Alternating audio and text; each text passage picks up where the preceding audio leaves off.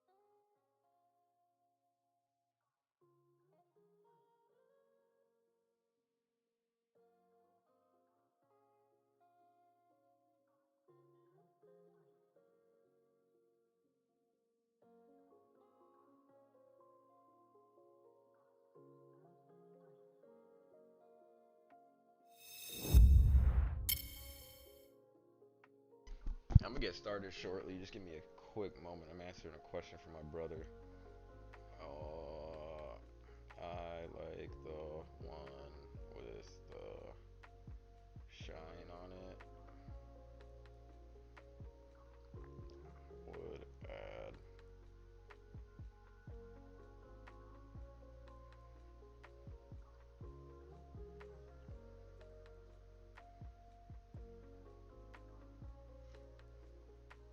ear in the heart with the shine. Looks better and it's more symmetrical.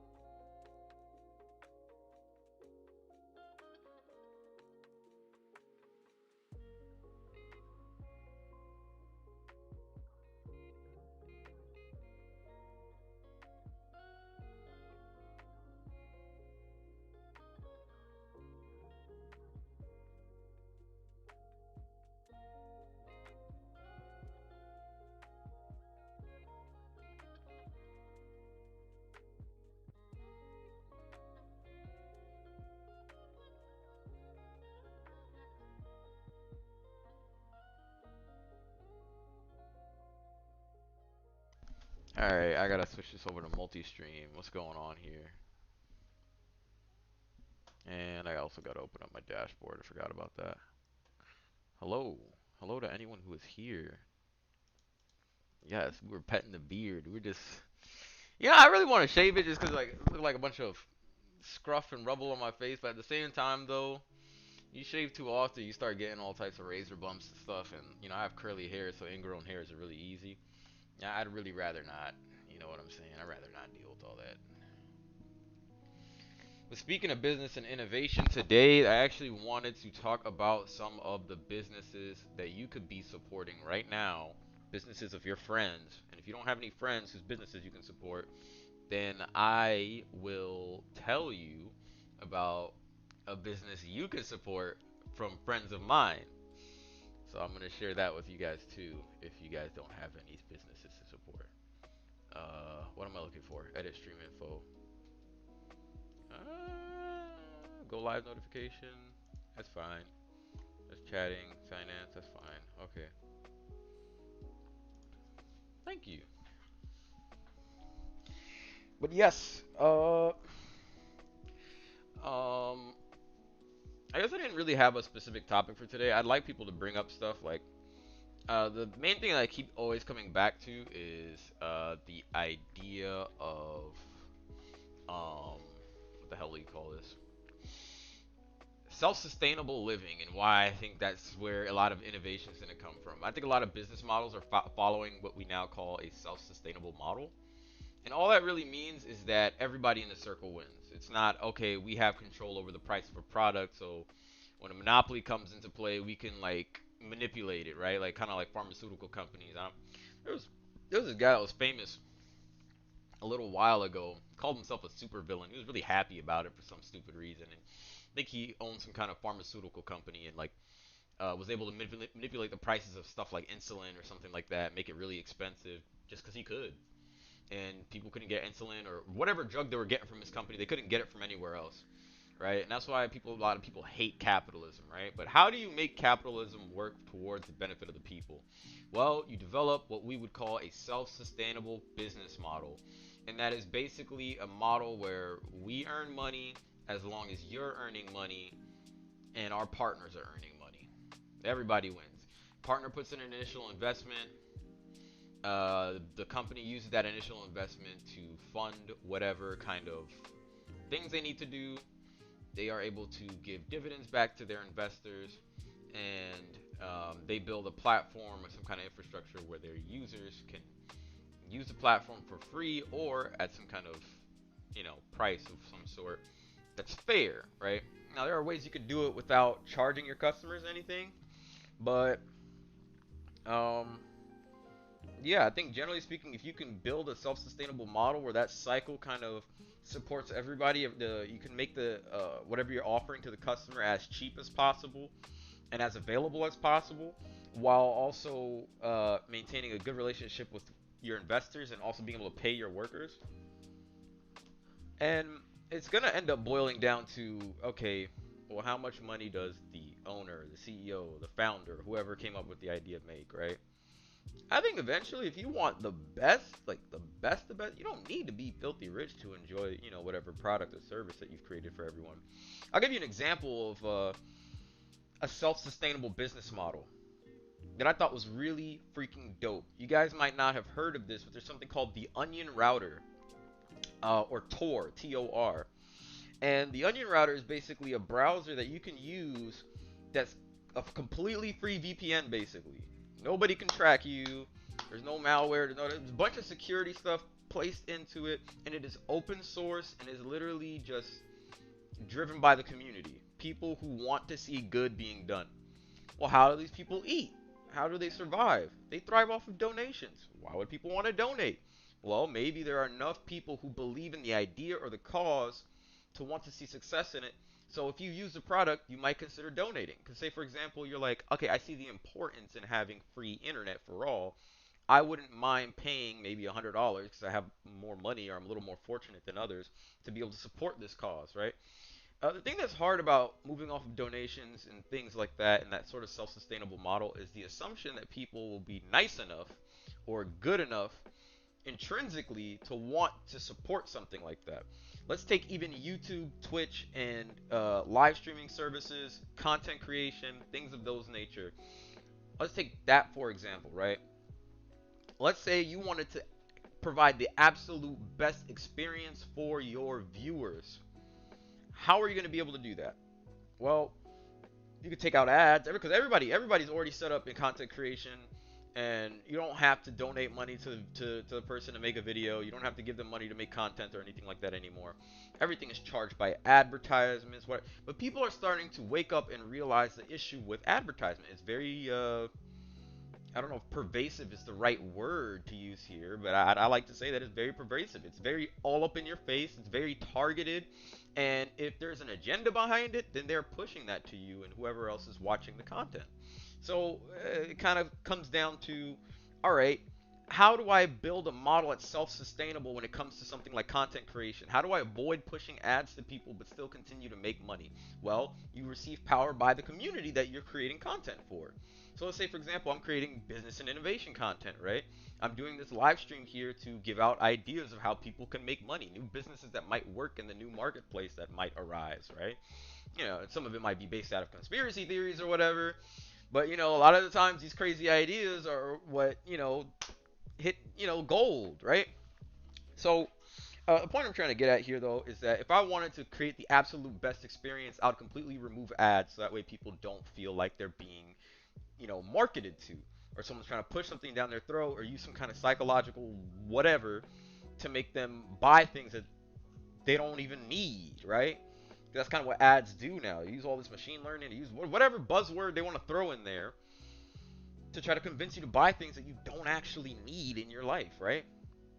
But if I want you to come to my content still, okay, well, I have to be powered solely by either donations or we have platforms like Patreon, right?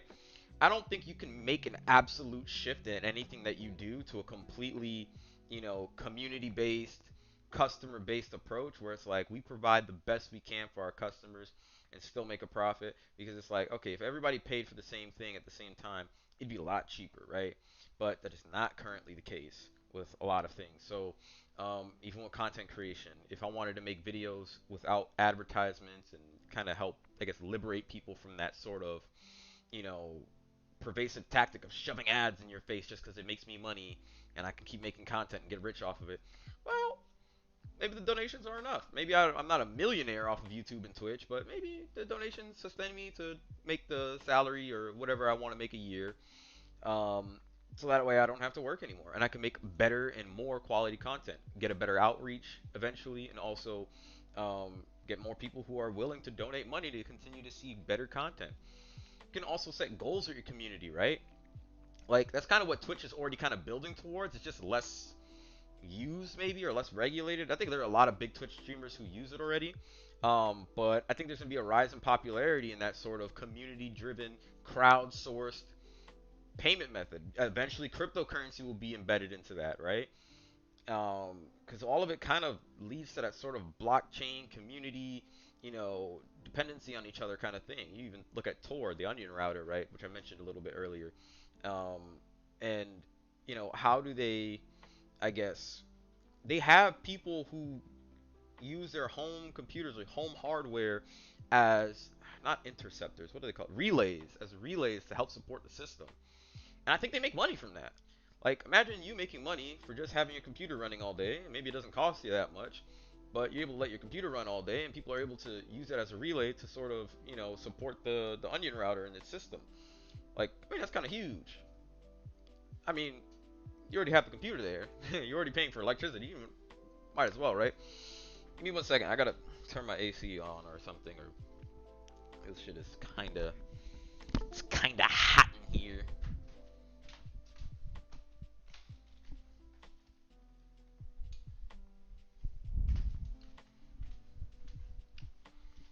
What I think a model like this will do for people too and content creators is that it will weed out a lot of the fakes, right?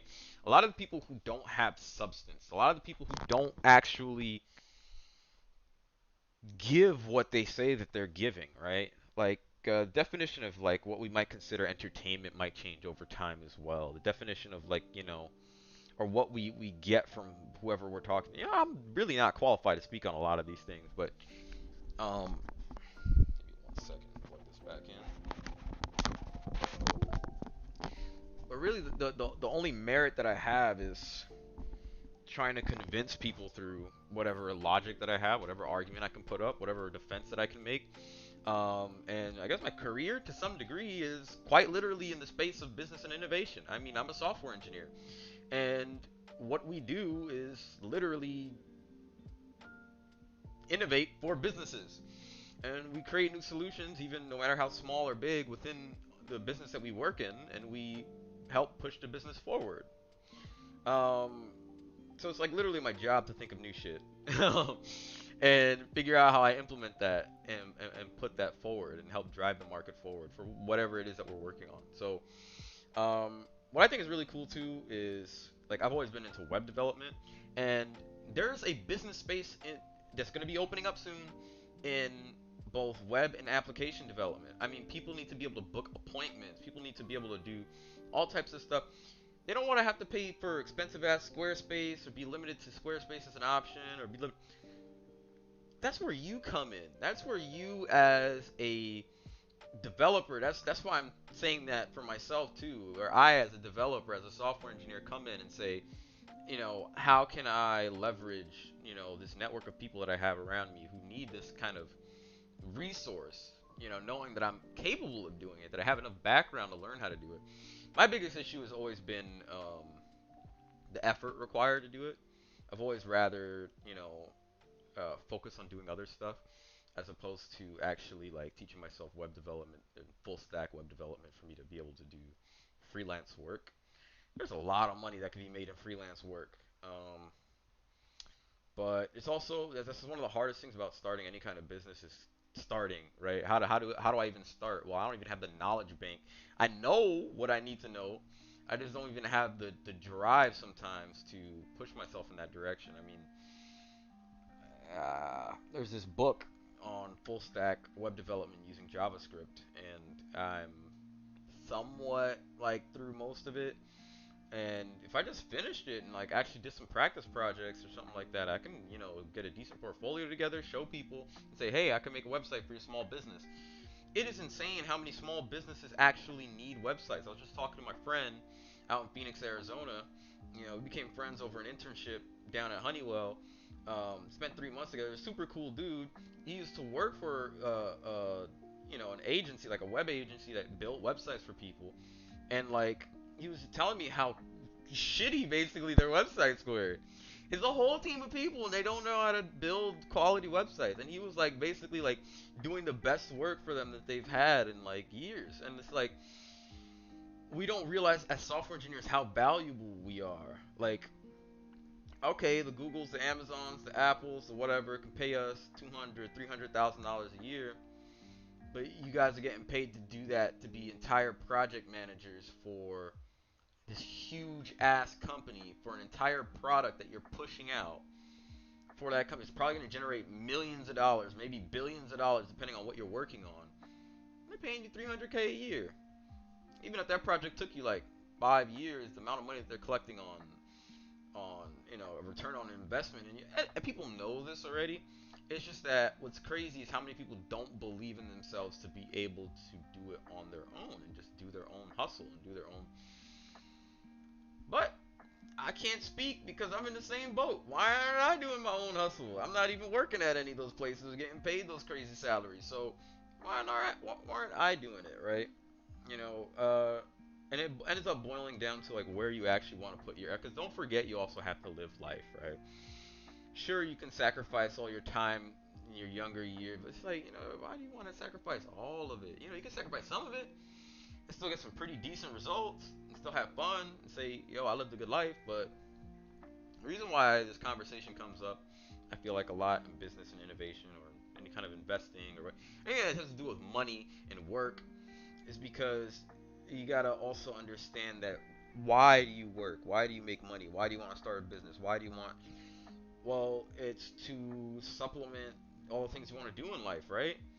But if you spend your entire life working to supplement the things that you want to do in life, and then you run out of time to do the things you want to do in life. It's kind of like, all right, well, that's why you got to kind of play it smart. I think the smartest way to play it is to leverage your resources. Your greatest resources are the people around you and the ideas that they have in their heads that nobody knows about because no one's talking to them. So spread that information, talk to people, network. And networking is not as simple as just, oh, I've got to go to a business meeting and talk to business people and hand out my business card. It's not that cliche. It's quite literally anyone that you talk to. Talk to them and ask them questions. Be curious about people because you don't know what you don't know about them. And sometimes you'll find out, okay, well, there's nothing I could learn from this person. Well, okay, well, sometimes they lack in knowledge might make up for an experience. They might have a lot more experience in things that are super beneficial, and you might not know it if you never ask them. What are you interested in? What do you do? You know. So, eh.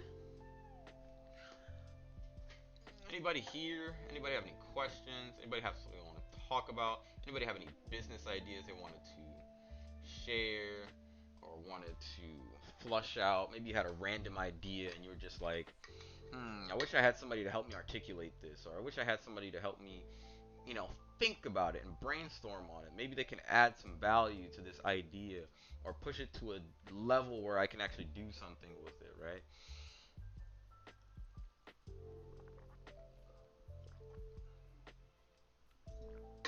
I want this stream to be interactive, but it's hard to do that without a following yet. Let's see what's going on Facebook, though.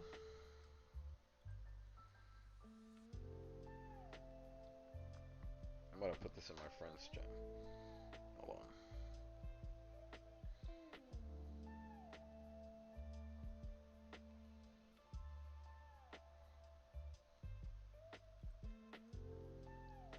Live on Twitch, YouTube, and Facebook host. To my friends from college, most of which are software engineers themselves. No problem. I want to do an online crystal shop, but I don't know where to start or who to go to. Boom! So this is where you leverage the power of people. Okay, you want an online crystal shop. First, before you determine that you want an online crystal shop, you have to determine what is it about crystals that you want to do? Why do you want to sell it? What is your passion? What is your mission? What is the emotion that drives you for? The reason why I start with this first is because the stronger the passion or emotion is behind the project or the idea, the more effort you're willing to put into it. The more effort you're willing to put into it, the more likely it's able to succeed. But it's not always just effort, right? A lot of people like to say luck is the factor. I don't think it's just simply luck. I think there are people you can talk to. Oh yeah, no, for sure. This is what we want to talk about. This is what we want. This is the meat and potatoes. This is what we want to get to. So I can tell you, for example, right? We're cool, right? And let's say we become better friends over time.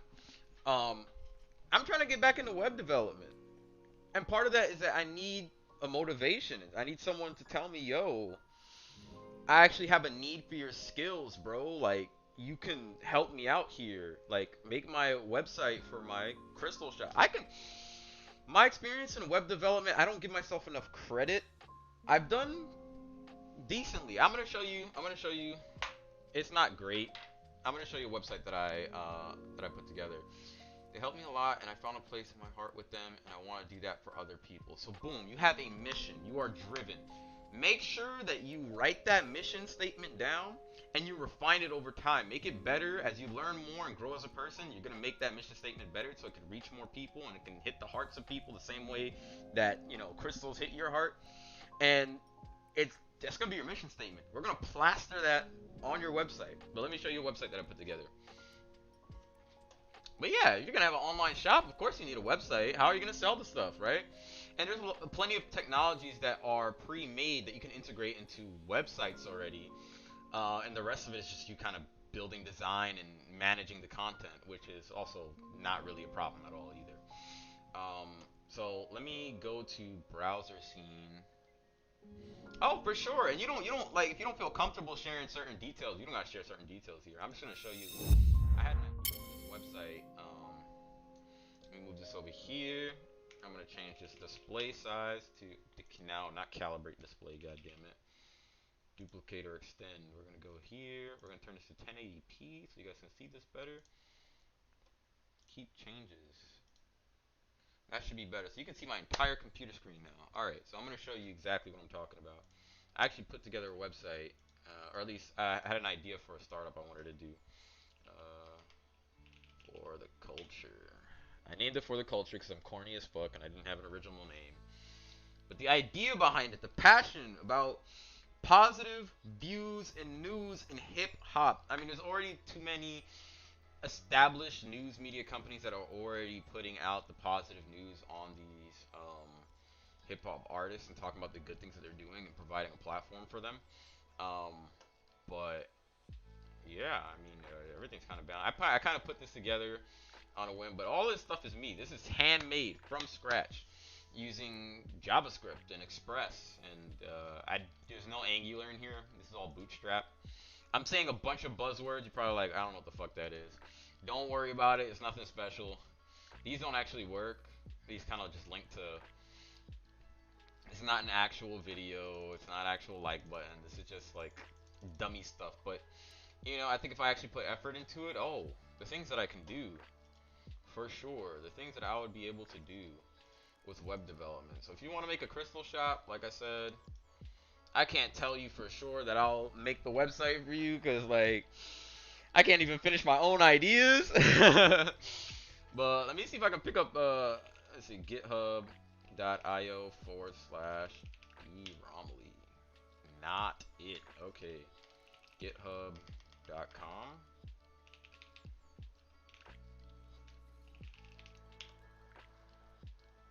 Okay, this is well, I shouldn't be putting my actual name on here, but whatever, fuck it. Locator. Let's see how far that is. No, there's a way to view these websites that I've put together. The code is there, but like, okay, let me see. Heroku. Like I said, you don't need two people are better than one though. That's a fact. And thank you for that. The slideshow, I was like really conflicted on, whether or not I should make it myself or whether or not I should. What? Come on now, man. Connect an authenticator app that generates verification code. That's kind of specific. Two-word phrase. Cancel. I don't need this. Maybe when I have an actual like app. Open app. This is a web application, but yeah, Olivia? You putting your last name on? Oh, you putting my last name on you? It's a nice name, ain't it? I was telling you, I'm. Oh, this is not even anywhere. Okay, this is where I last left off on this book. This is nowhere near where I want it to be. But yes. Okay, so all right. Let me see. Hold up. Let me see if I can find this. .github.io. Hey, it's still up there. Okay, so this is what I made while I was in high school. Nah, I didn't mean to laugh like that. I was mean like I'm laughing at you. You feel me? Like I wasn't expecting it. I was confused. I was like, what is she talking about? Did I misspell my name somewhere? And I put two and two. I was like, oh shit. But yeah, so this is a website I put together a while ago while I was in high school. So this is like very like almost like no technology in this. But I embedded some YouTube videos from my YouTube channel. This is stuff you could. This is me in high school, by the way, playing on the piano.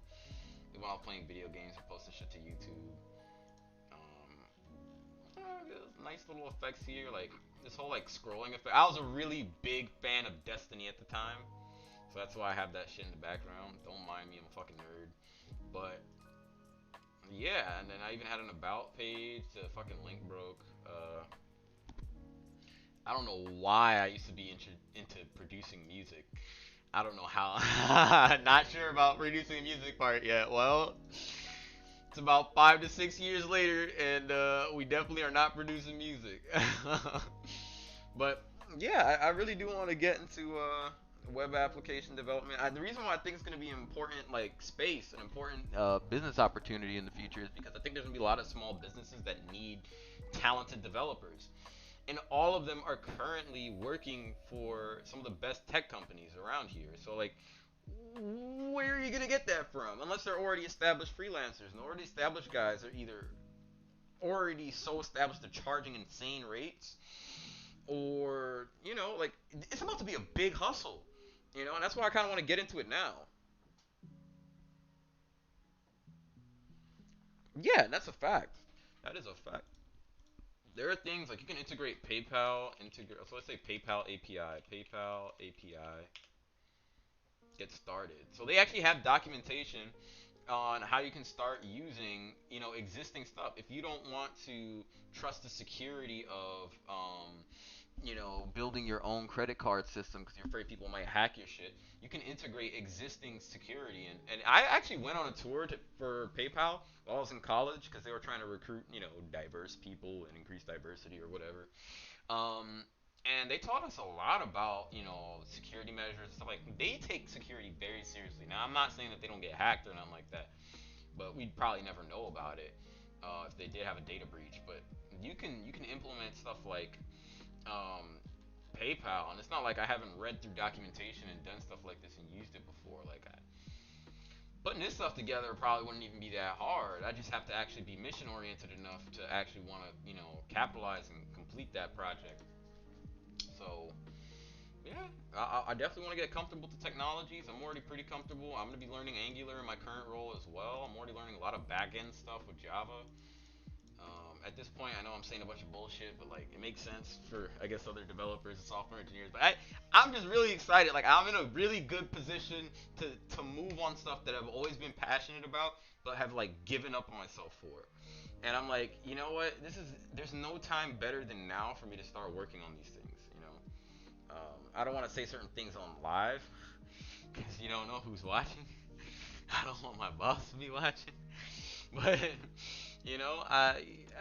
it's definitely there's a lot of cool stuff to do here, and there's a lot of money to be made. You can charge a lot of money for a web application, like a really good, well put together, full stack web application that was for like a startup or something like that. You could charge bread for that shit. We can look at it now, actually. Let's do it while we're here. Let's go on something like Fiverr, or I like Upwork better. Upwork? Yeah, Upwork. World's marketplace for freelancing. Fiverr, I don't know what the connotation with it is, so I'm not sure if it's a little different, but hire professionals and agencies. You can buy projects. You know how freaking cool that is? You can just like, you don't even have to have your own ideas. You can just go in there and buy a project. Let's say full stack web application. And I want to do mobile application development as well, and I have a little bit of experience with that as well. Look at that guy, charging $40 an hour, full stack web developer. He's earned a total of 10K already. And like this is an easy side hustle. I don't have to quit my job for this. I can do this, while I'm let's say web, mobile, and software dev. If I'm both a web and application full, this guy earned $400,000 off of this. Imagine him working full time as a senior engineer at a company that's probably paying him well between $200,000 to $300,000 a year, and then him also collecting 400K or 55 an hour on top of that. PostgreSQL, I really wanted to learn. I have a book on that. It's a lot of money to be made. Like, I shit you not. These people are needed, and there's only so much work one person can do, right? But we also can't, disregard the amount of effort that somebody has put into their platform and into what they're able to offer, right? That's why it's important to me that I start now because there's so much I could do with this. Earned $1 million. Money! Money! He charges $70 an hour. $60 an hour is $120,000 a year. He charges $70 an hour. It's anywhere, I don't know what the math is, but anywhere between $130,000 to $140,000 a year if he works 40 hours a week. $1 million earned. Imagine that. This is on his off time. Maybe he's doing this full time. Who knows if he's freelancing? He wouldn't have to. He wouldn't have to work for anybody. You see what? He wouldn't have to work for anybody. I'm trying to be. Look, 11 plus years of skill in full stack development, 5 years of experience in mobile application development. This guy lives in San Diego. That man is balling. That guy's charging 80. He's charging 80 an hour. He's even more expensive. Top rated plus top 1% of web and mobile at I don't you don't even have to be perfect. You don't have to be the best. Kylie baby shampoo website for Miss Jenner. That shit, I might fuck around, make it, present it to her, and be like, yo, I sell this to you for 200K right now. You feel me? That's nothing for her. You spend that on a necklace. You feel me? I'll make a whole application that's just. So many people wouldn't even know about that. Dog. This is why I really gotta tune in. You feel me? I gotta tune in. This man charging 150 an hour. That's ridiculous. Rising talent. 150 an hour. You better be worth it. I'd never charge that much money. At least I'd really have to be that confident.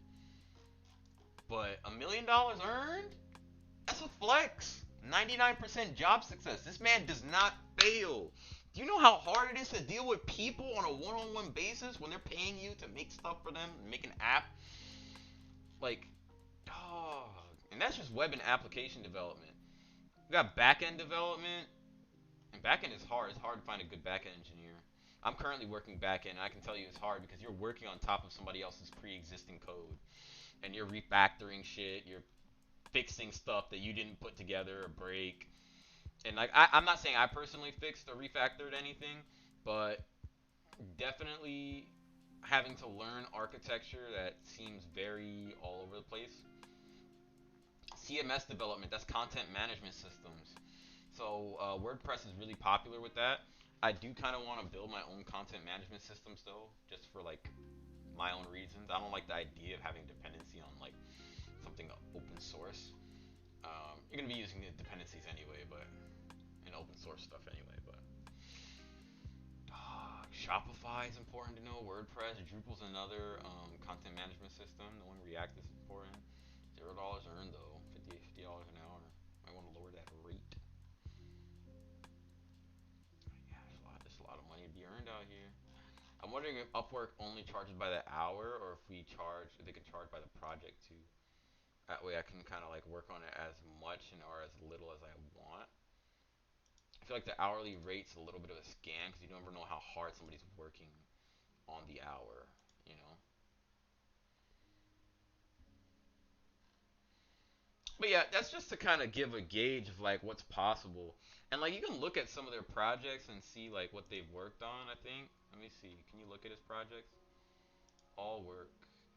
Free initial consultation. Completed jobs. WordPress.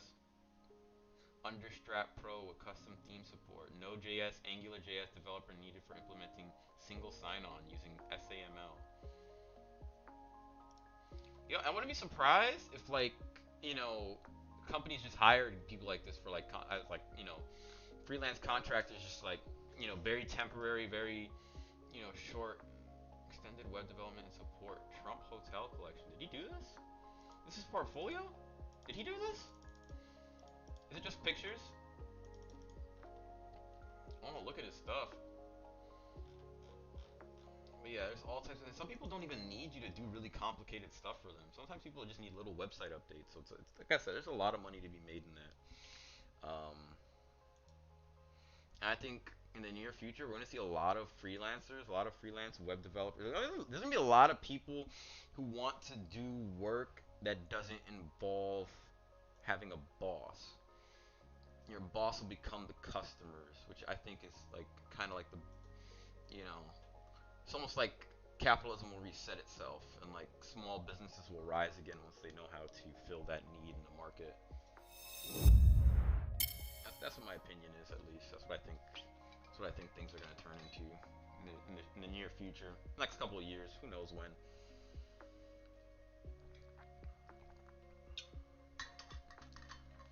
Gonna be a lot of opportunities in the medical space. I think osteopathic medicine is on the rise. Low key might go back to school, become a doctor for osteopathic medicine. You feel me? Have a degree in computer science, have a degree in osteopathic medicine. My initials are DR, so I'd be Doctor DR.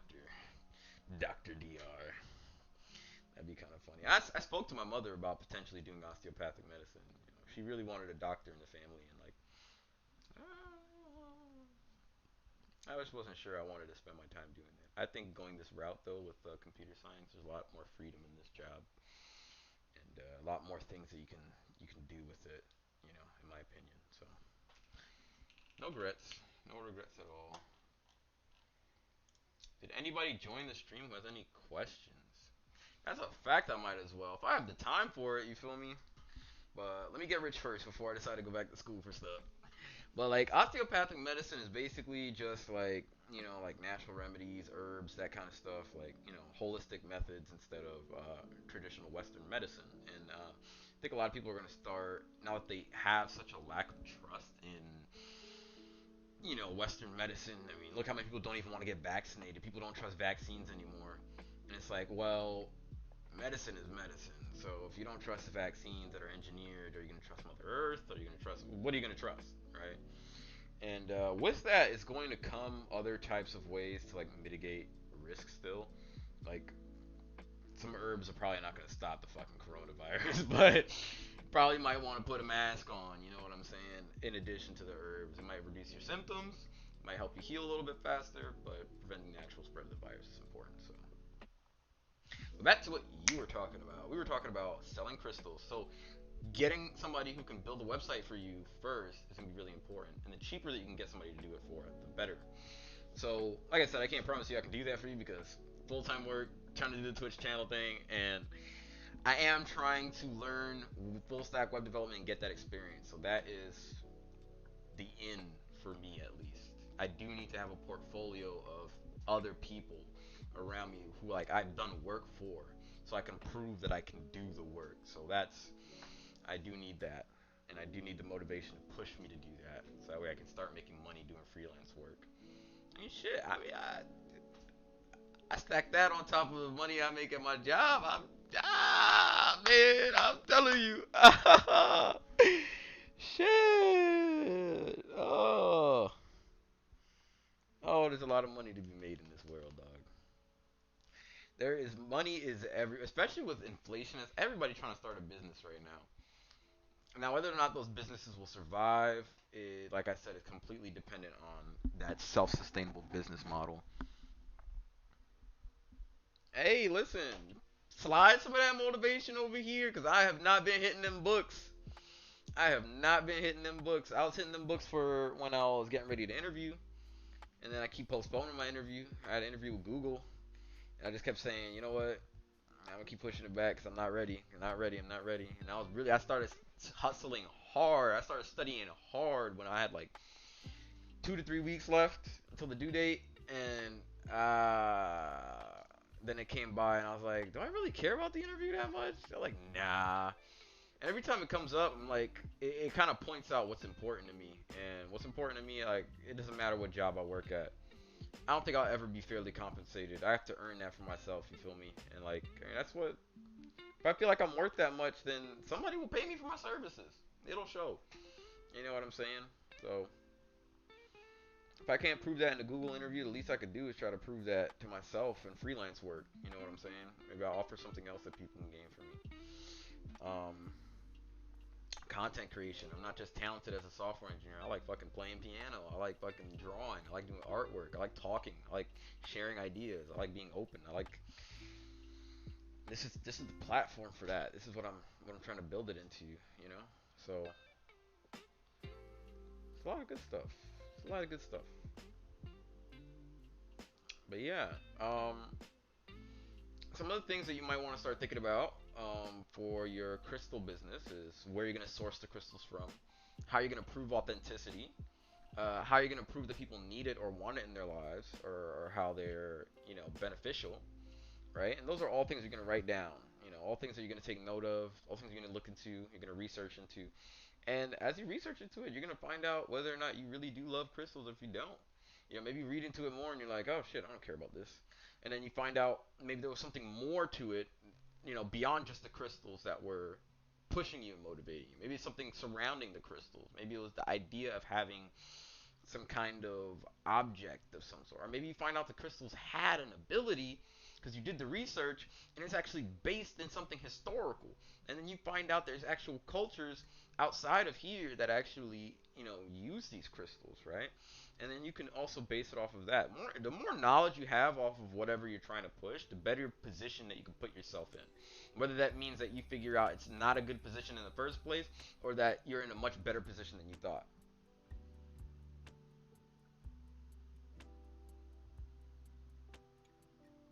See, I don't even know what an EIN is. So it sounds like you already started doing your research, which is fucking fantastic. You already started doing your research. You already started looking into things and seeing what you need for you to be able to get a wholesale price. Well, another thing you can do is research where those vendors get their crystals from. Are crystals something that you can grow? Are crystals something that you can make? I know that with a lot of minerals and rocks, a lot of them grow based off of. I don't actually know how they grow. I think I learned it in earth science class in high school, or I took earth science in middle school, where it's like uh, maybe some kind of bacteria formation or something like that over time. I know pressure creates diamonds, but uh, I'm curious. You might not need an LLC. Limited liability corporation. I learned about that in high school from this like class that they brought to my high school. So limited liability corporations basically like if you get sued, the liability is not on you as a person, it is on the business. So the business has a sum of its own money in that sense. It is its own entity. So that way, when something goes wrong, say for example says, "Oh, your crystals are fake. They're sourced from China. They're really supposed to come from Africa or wherever the fuck you're supposed to get crystals from," and they're like, "Okay, now we're gonna sue you." Now instead of you being sued directly, whatever money that you've made or earnings that you've made as an employee of the company, as opposed to actually being you know, sued as a person, the company itself gets sued. So whatever resources the company has as a whole to pay people, whatever bank account it has, it saves its money in. But you don't necessarily need an LLC, I think, to do stuff like that. Will it give you a couple of advantages? Yes. But I think I read something somewhere that there are a lot of disadvantages to having an LLC as well. So you definitely want to look into that before you go and sign up for an LLC or create one. A lot of people do sign up for an LLC when they get into stuff like real estate, because it's easy to get sued. You got a bunch of fucking tenants. A lot of them are probably gonna be really picky. A lot of them are gonna be very, you know what I'm saying? So you got to be careful for that.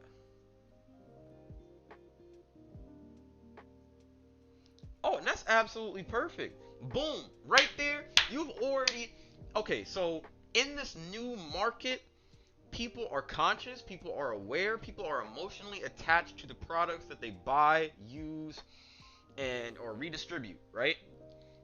The fact that you know that some of these companies are selling their crystals based off of child labor and you know it's morally wrong, the more morally right you are in whatever business or thing that you're moving forward with, I believe truly the more successful it will be in the long run. Now, of course, you don't want people to take advantage of you still.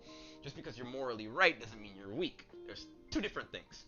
But because you see that there are vendors who source their crystals from child labor, you can say, and we don't source our crystals from child labor. And you can be proud of that shit because not only is it morally right, but now your competition looks bad.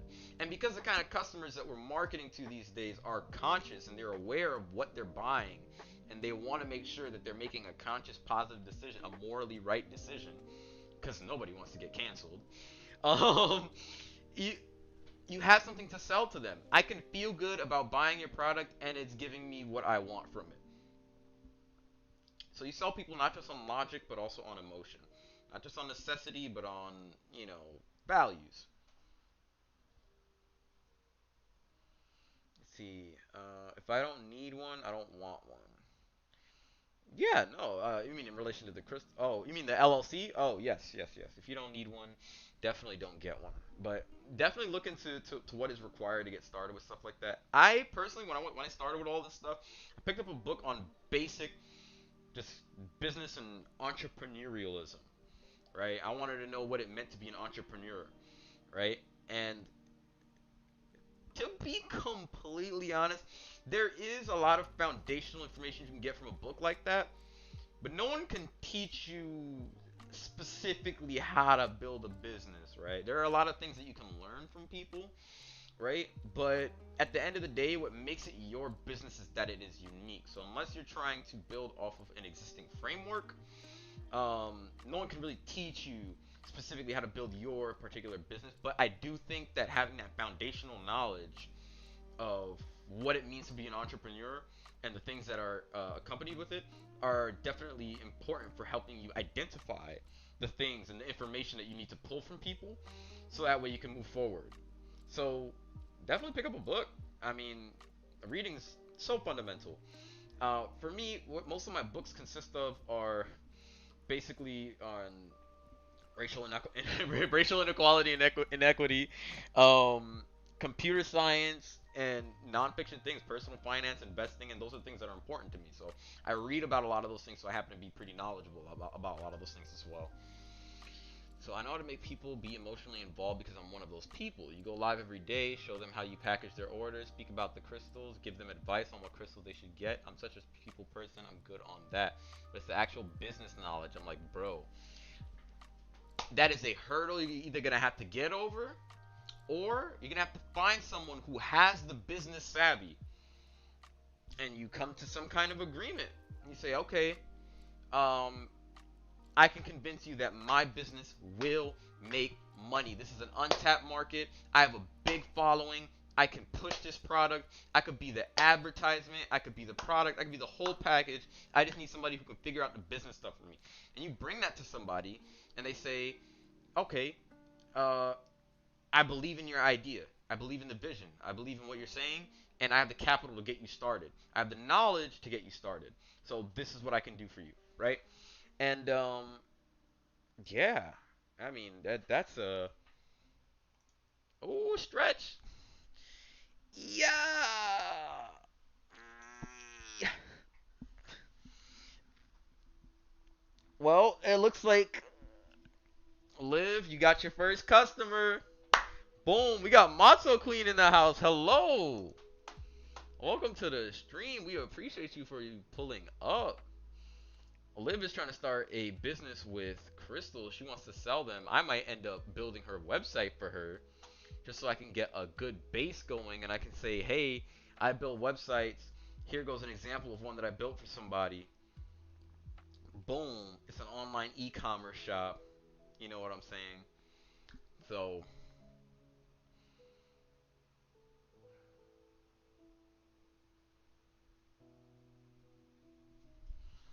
the LLC people said they do my whole business, like set it up, but my ideas, LOL. That's concerning.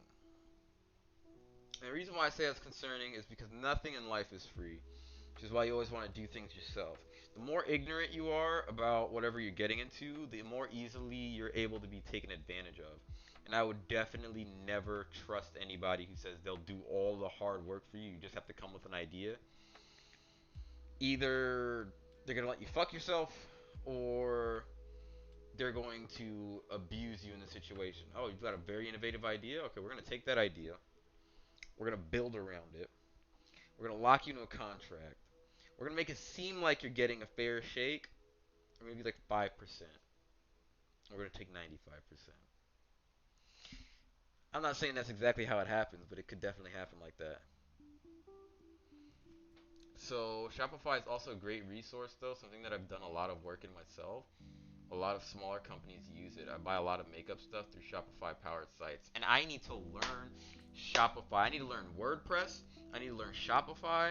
And I want to do full stack mean applications because I feel like if I build my own framework, my own e-commerce, my own stuff, not only will it be more secure because it's less popular than the bigger stuff, so it's less likely to get hacked, or they're less likely to know my methods, but it's unique.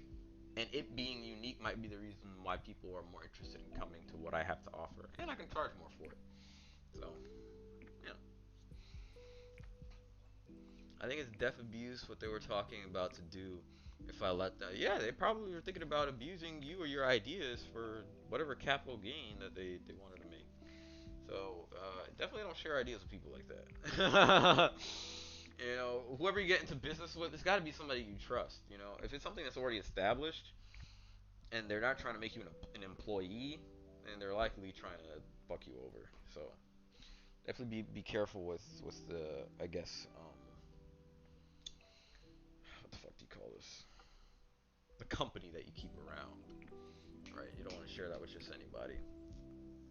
One of my biggest issues with getting into freelance work was really just finishing a project and finishing. Yeah, 2% profits in the end sound about right. That's usually how those situations work. Like a motherfucking 360 deal. They come to the hood, they pick up some hood talent. They're like, oh, this guy's a fucking star and he doesn't know it. We're gonna offer him like $1 million or whatever in a chain, little chain, little 2 cent chain. Hmm. Exactly how those things work. Basically, make you a slave or to steal your idea, whichever one comes first. But yeah, it's a lot of ways to make money. And you know what's really gonna be popular? What I think a lot of young people might end up doing is Lyft and Uber. If they keep it gig work, right? I thought the fact that they were trying to push for a law to make it not gig work was to be a good thing. But then it kind of removes the sort of hustle aspect to it, which is gonna kind of like I guess drive people to. It's either gonna drive the services to be better, drive a new service to arise, which is also another market that you can look into. If you're thinking about startups, you can start up a new rideshare service, or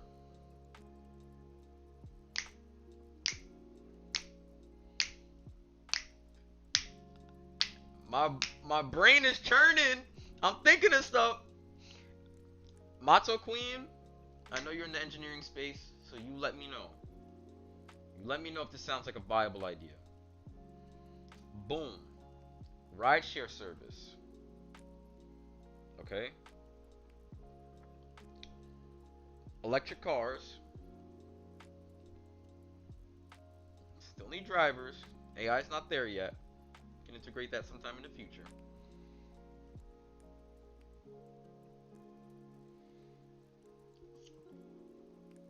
The cars are given to the drivers. They don't have to pay for maintenance, gas, or any of those things. Not even insurance on the vehicle. Significantly reduces their costs, which can then be offset by the business with, okay, lower wages for them. Not significantly lower, but increased benefits and security measures to keep them safe as drivers. Produces cheaper wages for the people. As long as you have a driver's license and you pass all the security checks or whatever, like any company or whatever, and get your license. It's gonna be like having two licenses. A license specific. Oh, Revel is already doing that? Yo, I'll give you some, Liv. About 9 of these things, and I shit you not, it's fucking amazing. It's just like putting butter on your lips, and it really does heal your lips. Like it's so good. I honestly like it a lot better than Blistex, to be honest. I've been buying this for my friend. I don't think you've ever met I don't know if I should say his name on stream, but I don't think you've ever met the guy that sells this, Matzo Queen. He went to our school, and he made a business out of it. You can actually buy this online, and it'll ship to your house. And these are all natural ingredients. I mean, this is good stuff. Let me actually put it closer to the camera. This is good stuff. This is good stuff. It is freaking amazing. I love using it. At least in New York City, you had to jump through a lot of political hoops. They started off with the scooters, but but they're branching out. The scooters you ride around, they got cars now soon. We have those in Detroit, and they branch to other cities now. I live in Michigan. Oh yeah, oh yeah. And you know why there's so much politics around it is because the people who have locked down a market. This is what they freaking get. The people who have locked down a market. I don't know if you guys have ever read into why or what a taxi medallion is, or what it means to be a yellow cab taxi driver, and why they're such assholes, right? There is value in even having the ability to drive a yellow taxi cab. There is a medallion that you can have, and you have to either purchase it from another person or it has to be passed to you, right? Kind of like, okay, your father passed down his taxi medallion to you or whatever. And because these things were a finite source, they grew in value, especially the less of them that were available. So in New York City, being a taxi driver was a locked market, and because people depended on taxi services so much, business people a lot as well, to go from here to there to here to there. That's why they were so expensive. They had things like meters. They charged people all types of, exorbitant amounts of money. And then when places like Lyft and Uber came into play, it completely disrupted the market. They offered rideshare services that were significantly cheaper and cost a lot less to most people for them to do regular shit. But now what's happened is that it's sort of rebalanced the market a bit. Now Ubers, you'll see Ubers and Lyfts happen to sometimes be a little bit more expensive than some of those yellow taxi cabs, or some of those, what do you call those, gypsy cabs, right? The cabs that they only ever allowed to be inside of the bad neighborhoods. Like these cabs weren't allowed to, like, if you look at taxi services like Ultra, or I think there's another, I can't think of any of the other ones. Ultra was the one my mom used to use a lot.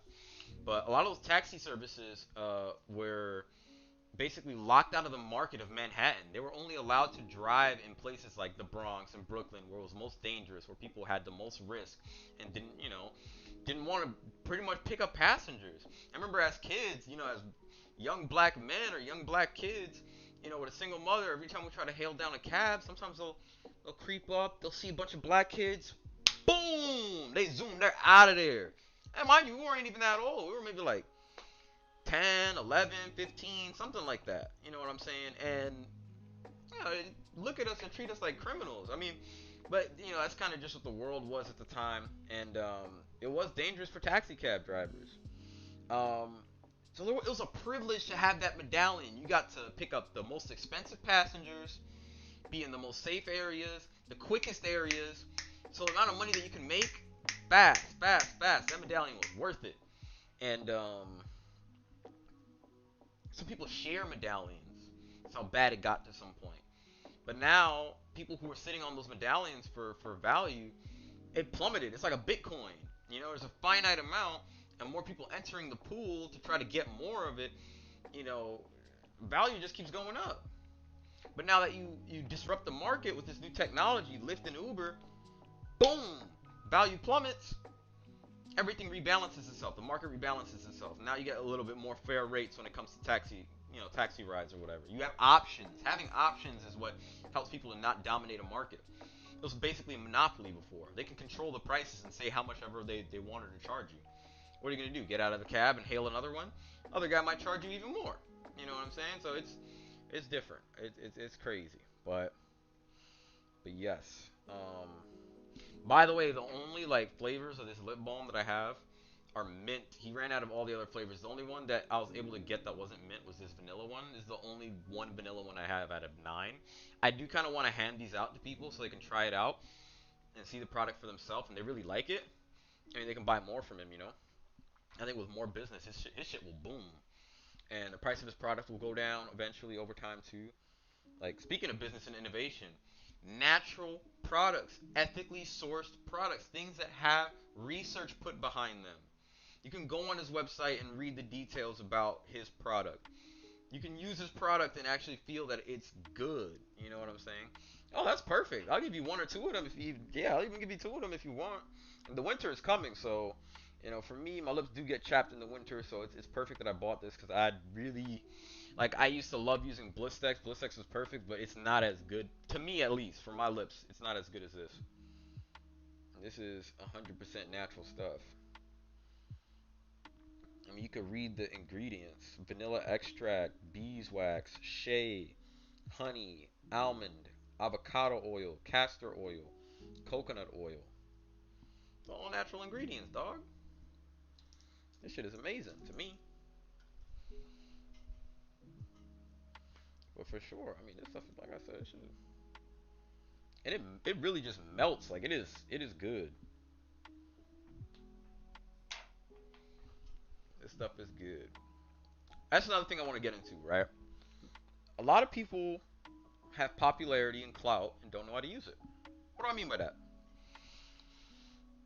If you have viewership, if you have a following, and you have a bunch of friends in your circle that happen to be entrepreneurs or starting up, or a lot of the time people will wait for value to come to them and tell them how to use it, right?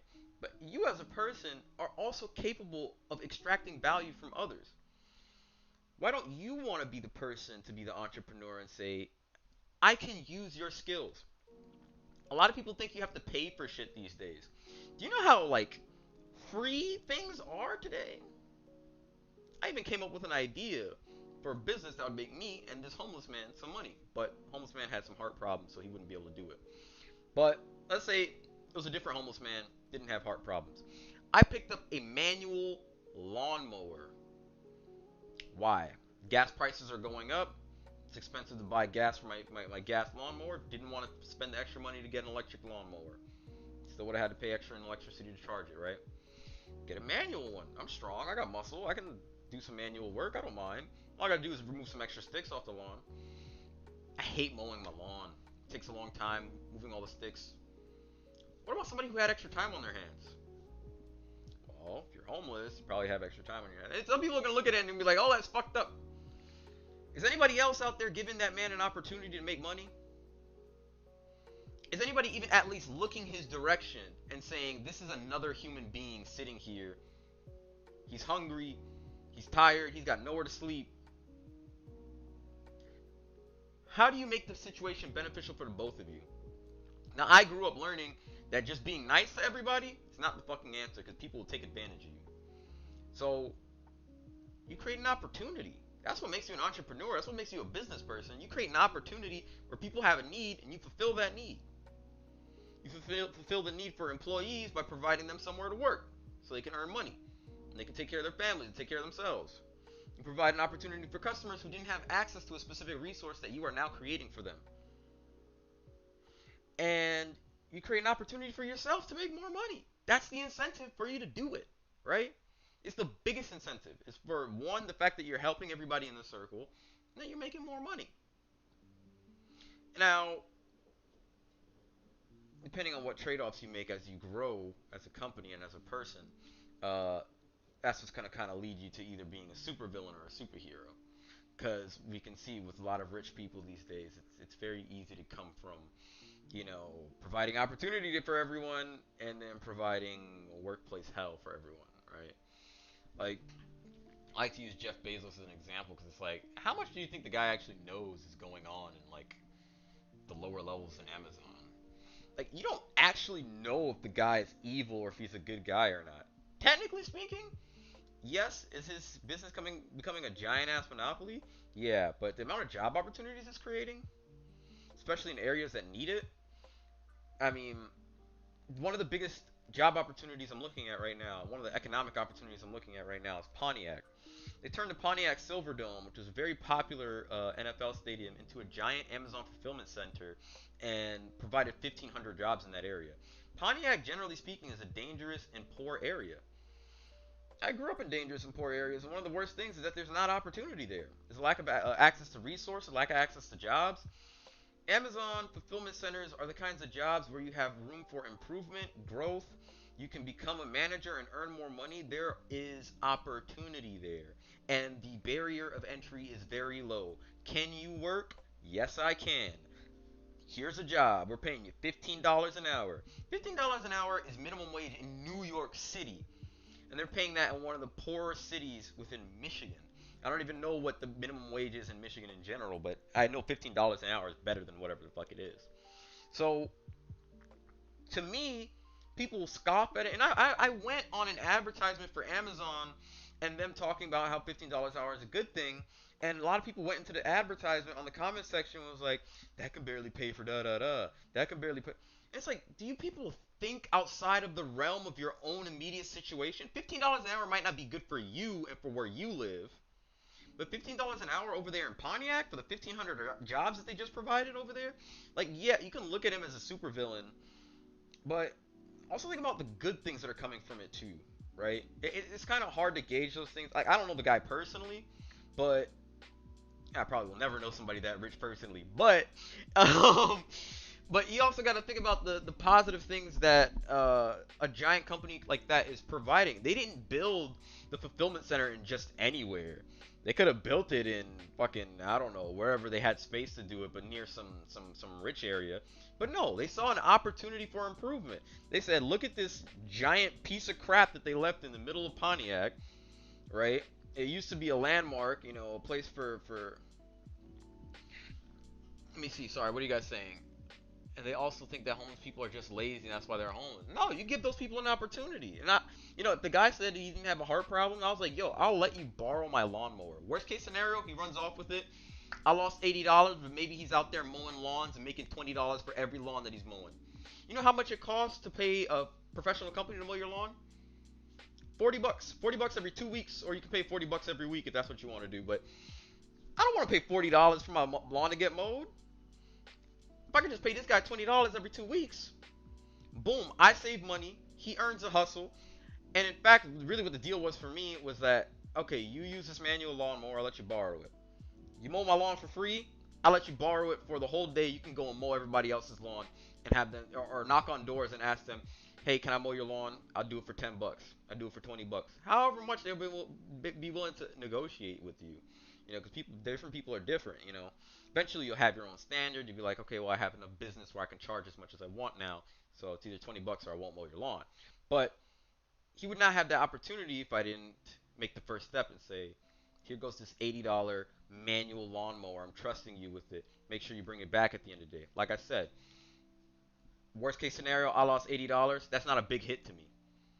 But best case scenario, he brings it back. I get free lawn mowing service consistently, and I help the homeless guy out.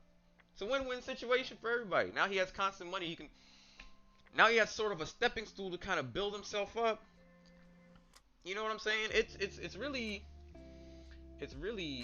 about creating opportunity. That's where real business and innovation is. How do you figure out a new way to create opportunity for people? And people will be surprised at how simple creating an opportunity for someone can be.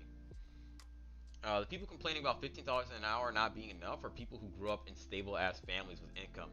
It's because they can't handle it. That's the issue. They can't handle thinking that they have to work some kind of customer service or menial job and get paid a measly $15 or whatever. Now, don't get me wrong, there are downsides to $15 an hour wages as well, where it's like, for example, working at Starbucks is not the same thing as working at McDonald's, right? There's two completely different elements in the kind of effort that they require of their employees, the kind of connotation that comes with two different companies. Is very different. The kind of food that they serve at Starbucks, the drinks. But see, Starbucks is a smart business. They're able to continue to offer opportunities such as higher education, 401ks with 401k matching, stock options, free coffee, all these kind of benefits that you wouldn't get at a company like McDonald's, while still paying $15 an hour by offsetting the cost by making their product more expensive. Is there a risk to that too? Yeah, you might drive some customers away. Some of them might consider making that shit from home now. But if your business is so successful, people who see the vision will support it. Okay, a couple extra cents makes your life better as a barista. I'm all for it. You feel me? So that's a smart business move. Offsetting the cost by passing it on to the customers. That's crowdsourcing. That's the leveraging the power of people to push your business forward. Those are very important things. And I don't think people understand the importance of these things because there are people in your very circle that if you were to talk to them, you're like, oh, I didn't know you knew all that stuff. We could do something with that. How many conversations are you having with the people in your circle? How many times are you considering getting them in on ideas that leverage both of your abilities and actually are beneficial for both of you?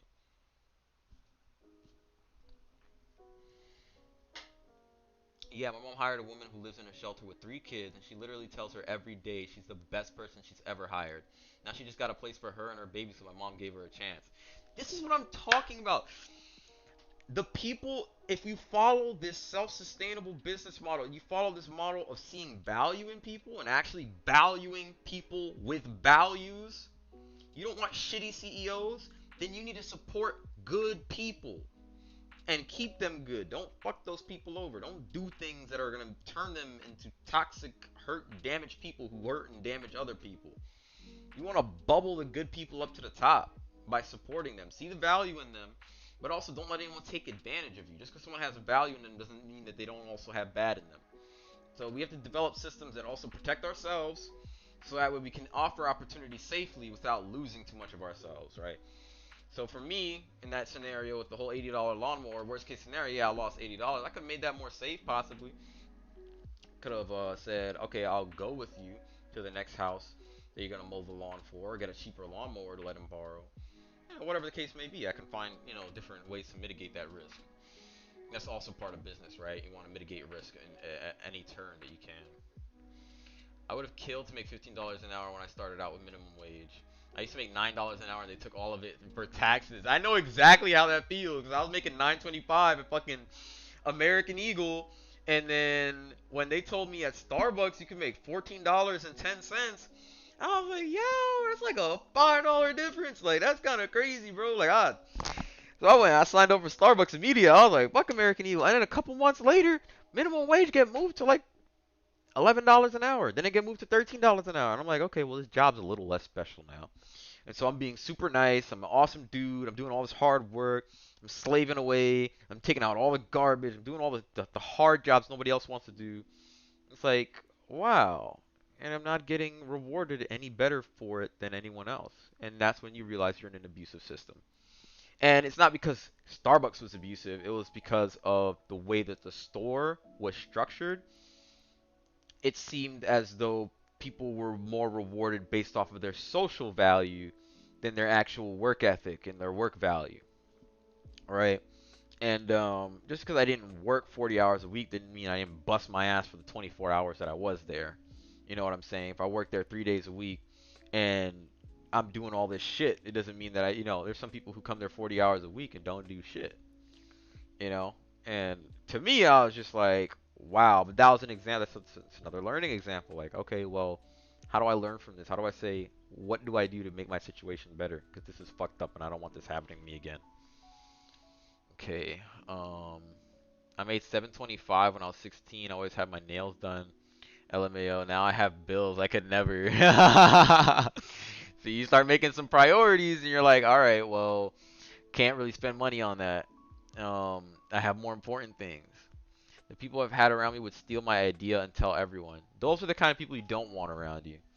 And it's a good thing you ran into them now, because now you have a better idea of how to spot people like that and say, all right, well, if next time I come up with a $1 billion idea or $1 million idea, I know exactly who not to trust with it. And you also have an idea that now, no matter who you meet, the very first idea you have shouldn't be given to them, right? Because they can go and they can run off with it. So you want to start off with something. Oh, posture check. Yes, we do need to check our posture. I need to redeem these rewards. So the points actually. Let me actually. Can this lean? This can lean. Okay. Let me actually fix this. All right. Ah, there we go. Yes. Mark as complete. I'm gonna start putting what do you call these things? Community rewards out there again, so you guys can redeem your points towards like a large sort of reward. There's something funny that I did in one of my older streams that was really fun. We put something together there too, so we can try doing something there. Yeah, the Starbucks definitely was abusive, but the people were good to me personally. It's just that in terms of work, it was always, oh, Dylan, can you take out the garbage? Dylan, can you do this? Dylan, can you? I was like, damn, like, dog, I only work here on the weekends. I take 5 courses a week. You know what I'm saying? Full time. I'm a full time CS student.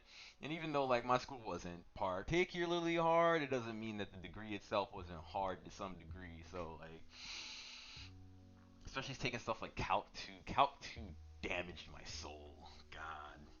I remember one semester I was doing like 25 hours at Starbucks. I was doing like 11 hours at my work study job. I was doing president of one association that literally was dying. It was a dying association. and I was trying to figure out ways to get new members, create events, and keep that afloat. While I was the VP of another association that for some reason kept pushing all the work onto me. Just because I came up with the idea doesn't mean I want to do it by myself. Like, we're a whole team. I brought the idea to you guys for a reason. Hey, let's review this document together. No, no, I gotta do it on my own. Oh, okay, cool. God, oh, I don't even want to talk about that. But that semester hit me so hard. I've never felt real depression before, I think, until then. I felt so alone. I was like, where the fuck are my friends? Like, the people I was supposed to really count on close to me, I like literally, and I don't ever reach out to anybody for shit. I literally started calling and reaching out to them saying, yo, I think we need to hang out. We gotta do something. You know, I'm not really feeling too good right now. And I could not reach them. And I was just like, why am I friends with you guys when the one time I need you? Like, you feel me? Like, that shit made me feel like so much shit. It was such a stressful semester. I quite literally quit everything except for school. I quit all the associations, all the leadership positions. People started like, this one lady that worked at the school, and she was really nice to me. And she started reaching out, and she was like, "Are you okay?" I'm like, no, I'm not okay. I was fucking depressed. I was like, yo, I can't do this shit, dog. I just want to focus on school. Fuck everything else. And I was doing bad in a class that was so simple. One of the things that hurt me the most is when I don't feel smart. Cause like that's always been my pride was being that's my most competitive. That's like any aggression that I used to have as a kid, any anger or whatever, I learned how to channel that into work. And I channel that into competitive video games. I channel that into competitive grades, just being a competitive person. And I think it's a good outlet to a degree, but when you run into something like I literally struggled with basic biology. I've never had an issue with basic biology before. I mean, I took freaking AP biology in 10th grade in high school. Not that I did good in it though, because we didn't have a teacher for that. I digress. But, you know, I've never been bad in sciences or maths, but Calc 1 hit me hard, Calc 2 hit me super hard. Biology was supposed to be fucking easy. I did better in physics and physics 2 than I did in biology. You know how ridiculous that is? And I think it was just the culmination of all those things during that semester just made me feel so bad. And I was just like, angry but like depressed at the same time. It was like a muted anger because it was like I can't do anything about this. If I'm not doing good, I'm just not doing good. And that's when I just gave up and I was just like quit. I quit everything. I quit my job. And like I didn't need the job. And like it was kind of a moment of realization too, because like I didn't need the job. I live at home. My mother still provides for us and puts food in the fridge. She might not have time to cook it all the time, but I can cook myself. You know what I'm saying? Um, I had those things still, so I could still afford to go to the gym because I still had enough money saved up and stuff. I didn't have to work. I don't know why I was killing myself the way I was.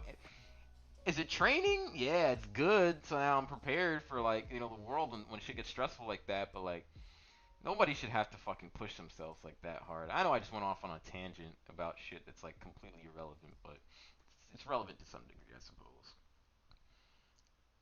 It's fun making you do stuff. I've never been on Twitch. I'm gonna make some new buttons just for you. There's like a hydrate button. There's like a stretch button. I try to follow them because it's like it's not fun if you don't follow them. It's like kind of like what's the point in having the points? There. Okay, so I'm gonna tell you. So I used to have a community challenge where if everyone donated up to 5,000 points together, you can get me to sit on stream with my body pillow. So I'm a really big anime nerd. So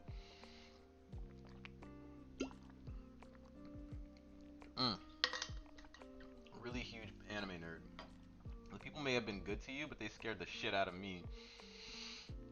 Oh, the people at Starbucks? Oh, yeah, no, a lot of them are really aggressive. Okay. To their defense, a lot of them grew up in the hood, so that's why I related to a lot of them. You know, a lot of them. Yes, the waifu pillow. Okay. So my group of college friends are probably like some of the best friends that I have right now. No offense to my long-term friends, but one of them I haven't talked to in such a long time. We're still cool. He explained everything to me. He is still my best friend, and nothing can change that because I completely understand his situation. My other friend, though, we're not gonna talk about him. He don't be supporting me. He don't really be supporting me, like, which is okay. I support him, whatever he does. But I could also make a better effort on my part, also to reach out to him more. I could admit. Look at that. Look at God gracing me right now. Job opportunities in the email, just like that. Yes, the waifu pillow. Anyway, with my college friends, because over here in Michigan, because I don't have anybody, it was really depressing, especially during coronavirus. I got sick in March of 2020, and it was very sad. It was very lonely, and I was like, well, shit.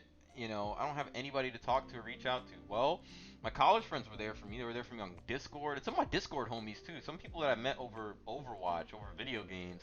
You'll be surprised at like how like human people can be even over the internet, and like how unhuman people can be to you in person. It's ridiculous. But anyway, that's kind of what helped me keep me afloat, having those kind of communities and those spaces where, like, yeah, we didn't have to physically be in person, but I was able to get that socialization and not feel as alone. I mean, I've been living here alone for the last year and a half, over a year and a half. It'll be 2 years soon. Oh, actually, no. First year I had a roommate, but I was basically alone because like he spent like 2 months at a time back home, and we didn't really like communicate that much. It's almost like the guy was never here. It's kind of crazy. But you know, I tried reaching out to him. He doesn't really seem like hanging out. Like he doesn't seem like he wanted to hang out, which is fine. I'm not gonna beg you to be my friend, but you can make it obvious. And I mean, shit, I don't know what the fuck I did to you, but um, but yeah, my college friends were really kind of like the people that were there for me during that time. Like I said, I know this is business and innovation stream, and I'm talking about other shit, but like, holy smokes, like this stuff is important too. And having a good like network of people, having a good, not just for business support, but also for like emotional support. Cause like you're gonna go through some trying moments, and some hard times, and you want supportive people who are not just knowledgeable, but also know how to be freaking human. And we're a very diverse group of people. Like the more I learned about them, I learned how diverse we are as a group. Like, I mean, not just in terms of race and gender and whatever. We're a diverse group of friends. Like it's really cool. Like it's that's just crazy. Like I don't even know how to say it any better than that. But man, I appreciate you, Matzo Queen, and I appreciate my entire group of friends. They need to get in this freaking stream. All right, they need to jump on this shit because it's not just on Twitch now. They can watch it from YouTube if they wanted to. Anyway, but yes, they bought me the waifu pillow. All that explaining, all that talking was to get to that point. They bought me. I'm gonna show you guys anyway. But I'm a really big fan of anime. I haven't been watching it lately because I just haven't had the same amount of time. They bought me a full length motherfucking body pillow, and my community challenge. If you met my goal, you could watch me stay on stream with the body pillow. I swear to God, I don't use it. I leave it in the closet. But holy shit, they pulled this shit out for my birthday, dog. Like they pulled this shit out for my birthday at a restaurant, and it's got two sides to it. This is supposed to be like the raunchier side or whatever. They bought me this and a fucking hoodie, a hentai hoodie. But it made me so happy because it's like, yo, they actually know me. Like, they really bought me something. First of all, they didn't have to buy me anything. The fact that we were even just hanging out for my birthday was like fucking amazing. Like I said, I came from fucking solitude basically for an entire year. Um, but dog, another business and innovation opportunity. If you want to look into anything marketing related or anything in terms of creating a new product, if you want to recreate the wheel but put a new image on it, find something that exists already. It could be something as simple as pens or pencils. Slap anime on that shit and make it a brand. I shit you not. I shit you not. Because of the way that anime is becoming popular in the West and people are adopting it, I mean, you see even famous people like Michael B. Jordan coming out and saying, "Yeah, I fucking love anime." Everybody's saying they love anime. Some people have been onto it since they were kids, like me. Like literally been watching it since I was a fucking kid. I was drawing anime in middle school. I was so into it. Yeah, I still draw anime to a degree. Um, Anime dudes got the best. Got the best what? Ah! Ah!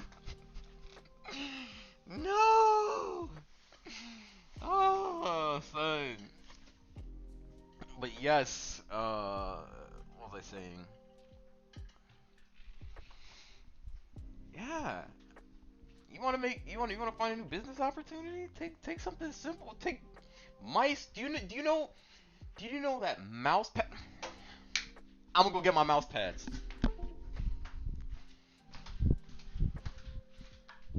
Hold up. You know mouse pads? You can you can sell mouse pads. These things have been in existence.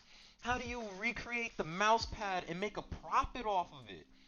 You know how crazy that is? All you had to do is slap some anime raunchy shit on it. You got a bunch of niggas in their house, all fucking horny and lonely and shit watching anime. What the fuck are you gonna get them? Get them a fucking mouse pad.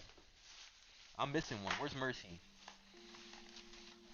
Mercy from Overwatch. That's another mouse pad that I had. Where is it? Man. How the fuck did I... Dog. Okay, whatever. It's not that serious. Oh, shit. But yo. You know what we really need right now? What's a really popular thing? Wrapping your car in anime shit. Did you name your damn mouse pad? No, no, no. It's the name of the characters on it. So this is Rem. I mean, look at it. Look at it, dog. People are making money off of shit like this. Is it funny? Yes. Does it look crazy? Yes. But people are making money off this shit, dog. If you go on Amazon, you look at the fucking reviews. How many people are buying mouse pads? I bought them. I don't even use them. That's what's fucking crazy. I don't even use this shit, and I bought it. Like, your business opportunities don't have to be complex. They could be simple. You just need to be able to recognize trends and how you can capitalize on it. Now, I recognize a trend in anime, and I see maybe something as simple as pens and pencils could be a way to market or sell mouse pads, for example.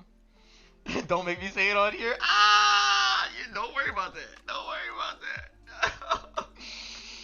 But why, you might ask, why aren't I capitalizing on it then? If I did, it's not because I don't think it's a good idea that I'm not capitalizing on it. It's because I don't have the leverage, meaning the knowledge or the background about how you craft, create, or mass produce pencils and slap anime themes on them, or make them more marketable, or do anime erasers or something like that. I don't have that background knowledge. My background knowledge is in software, it's in technology, it's in content creation.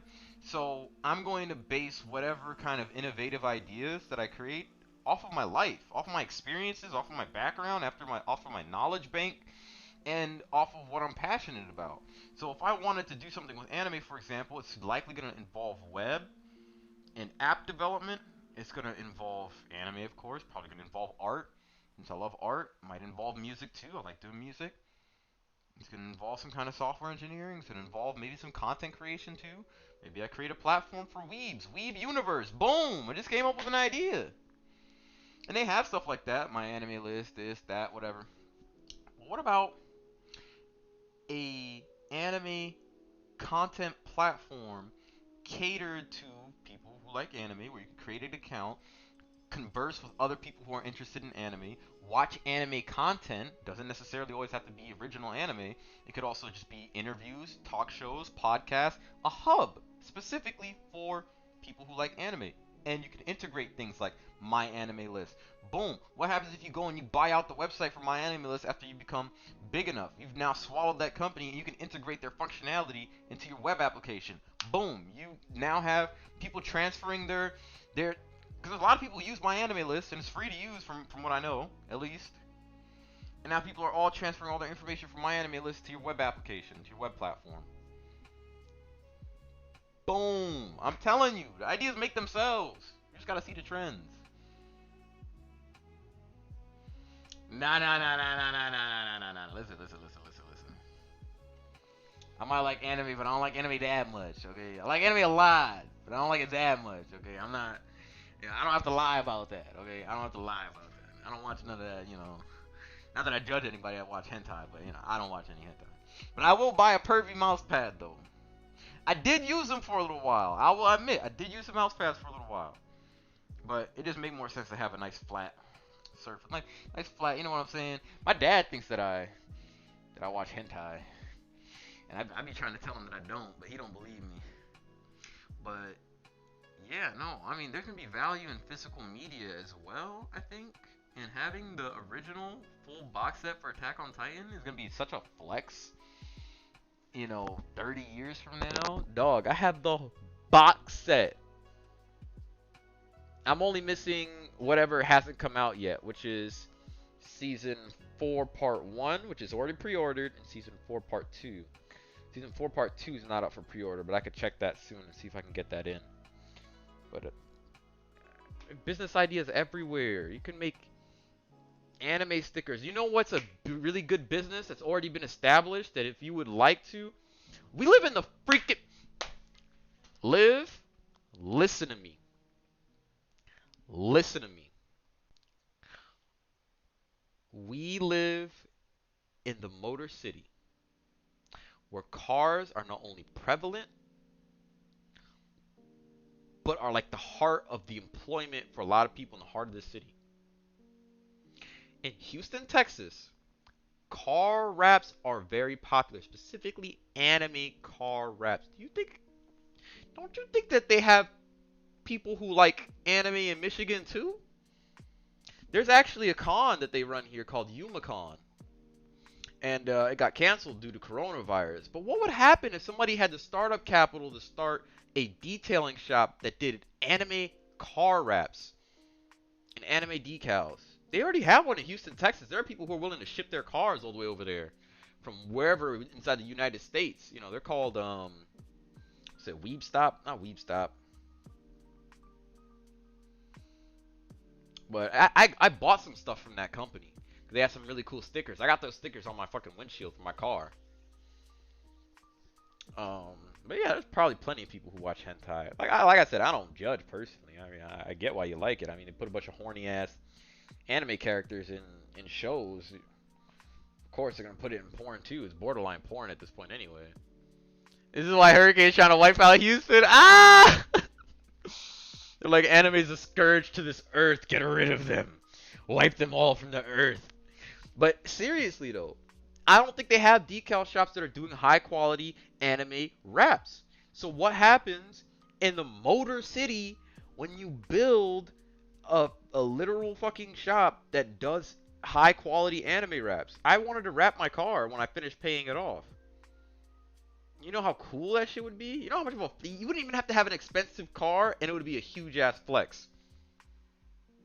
See a guy rolling down the street in his fucking hentai mobile. And you know what it's called? It's called an Itasha. It is so fucking cool.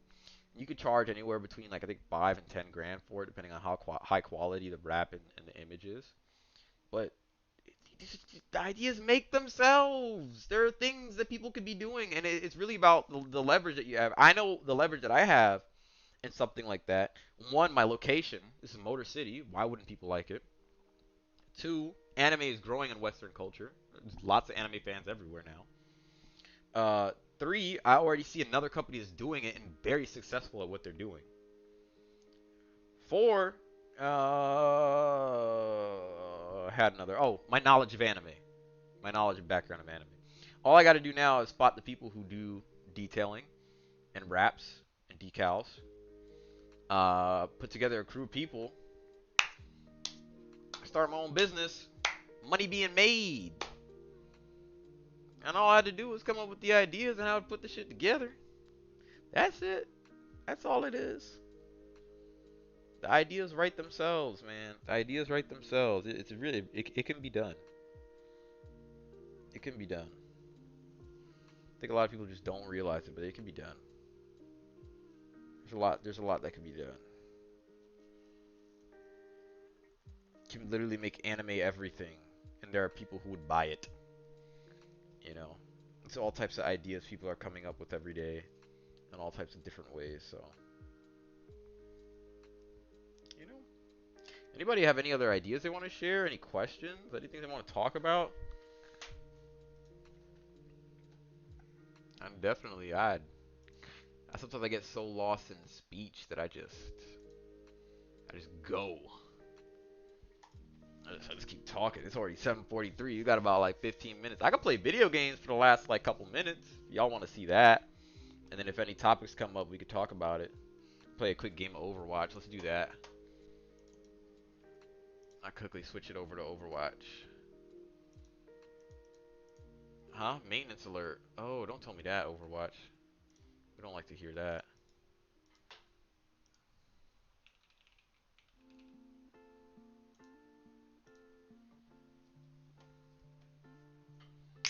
Boom.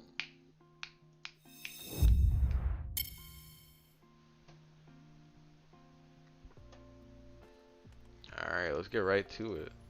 No point in wasting time, people. And meanwhile, yeah. I stopped practicing piano, so I'm probably not that good anymore.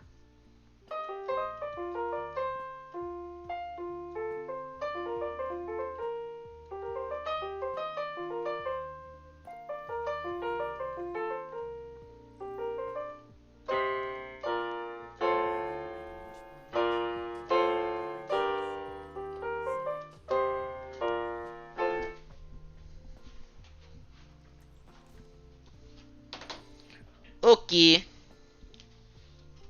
Hello, team.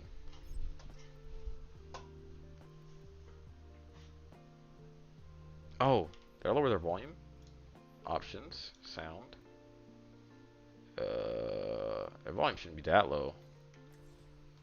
Is anybody talking, or my volume just really low? Fuck talking. Oh, okay, there we go. Pick a Roadhog just cause. I'm so glad you got. I'm glad you got to stay the whole time too. Like I appreciate that. Like you know how hard it is to get people to watch your shit, dog. Yo, I had this one guy who was watching my content consistently. I feel like I let him down so much because I just completely quit. And then when I come back, I switch up all the content and none of it's video game stuff anymore. Big Cop, if you out there, dog, I miss you. You were awesome. Honestly, for real, you were like the most awesome person ever. I've never had somebody support my streams as hard as you have, and like. You literally don't even owe me any of that. So I appreciate you, dog. Why the fuck did he hook me? Oh, and I get naded. Feels bad. Oh, thank you. Ah! Yeah, it's been a minute since I played this game, so if I'm playing like ass, please do, I suck so much cock at this game, to be honest. spare me. We're all in the same boat, dog. Don't worry about it. I ain't played in months. I got banned from my main account.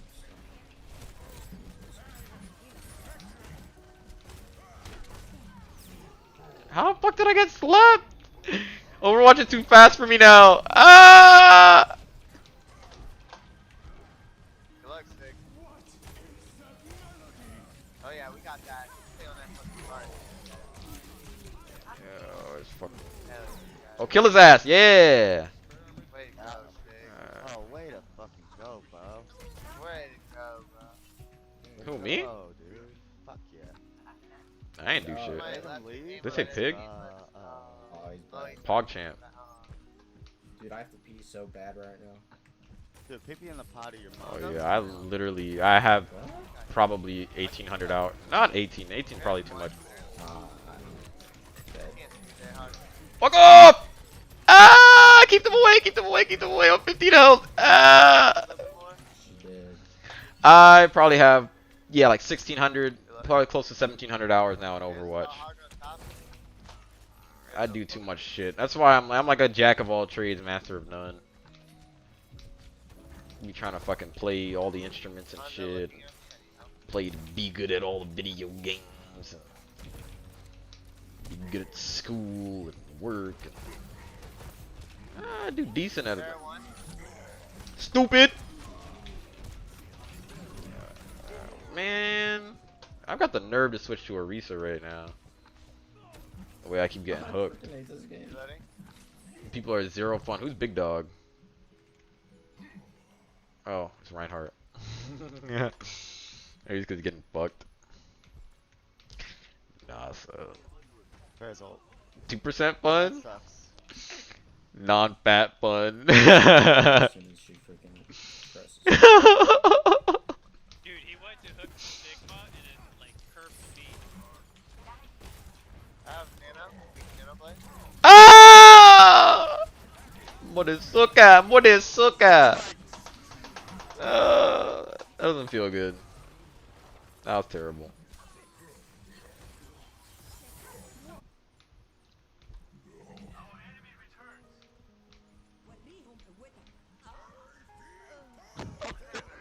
Dude, I got shattered.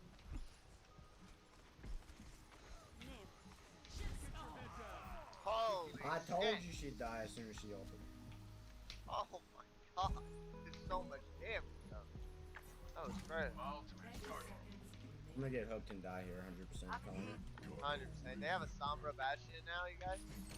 Oh, I could've caught her ass. I fucked up. Serious, kill that fucking bitch. Alright. Watch the Bastion, he's gonna...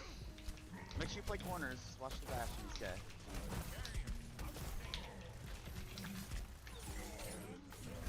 Boom. Huge hook on my part. And then I get fucking hacked, dog. Don't let her res. Reloading. They res. I'm coming. Get off my payload! You run this? Oh, See you fuck. there. Oh, My sorry. bad. My ult almost pushed them all off. My ult almost pushed them all off the payload. Very close. Hold it for a second. Oh, that's Oh, huge. massive. That was fat dog. Nice. Huge Sigma ult, bro.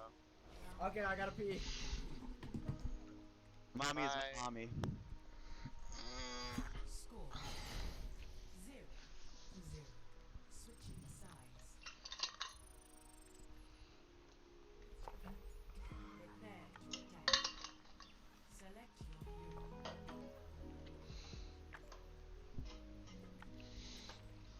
Honestly, I really wish I can play like the music I want to play, but like I don't want to get like DMCA'd. Play Monkey. Let's go. Oh, I didn't even know I unlocked this. It's kind of a dope skin. Okay. I'll have to see it. Yo, y'all think if I get Widow, I'll hit my shots? Probably not. I don't think so. No one gives a flying figure, okay? I can't hear a single word you're saying. Just fuck it up. You understand me? English. Attack commences in 30 seconds. English, por favor? Yeah, it fuck it up, dude. Where was this email at? You understand that? Just fuck it, hey, just fuck it up. What's up with your mic, bro? Just fuck it up. This man's too busy swallowing his $5 mic. Walmart mic. Yo, two can play this game, bro. Just fuck it No up. cap, no jizzy, dog. Just fuck it up. One. Attack commences. Oh fuck. Ah. Ah! Holy I got shit. Are you kidding me? Nice. Fuck off, Sombra.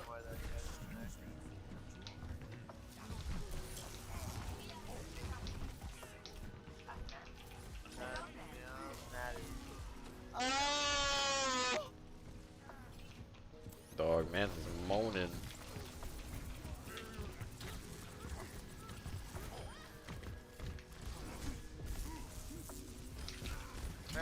Oh! Oh! Ow! Poggers. Yeah, we don't have very far to push it at all. Gotta watch out for the black guy. This nigga. Oh! Kill the black guy. Kill the black guy, please.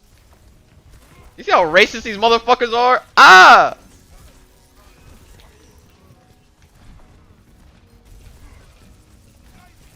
Oh my god. Very low. Holy fuck. Reloading.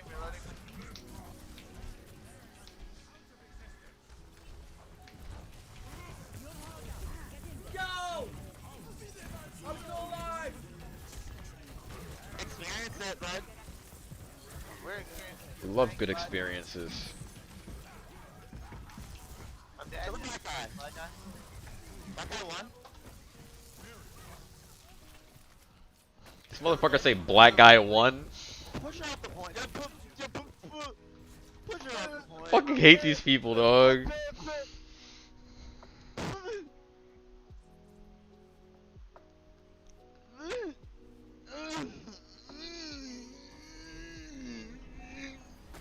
That is about the most disgusting Sigma costume I've ever seen.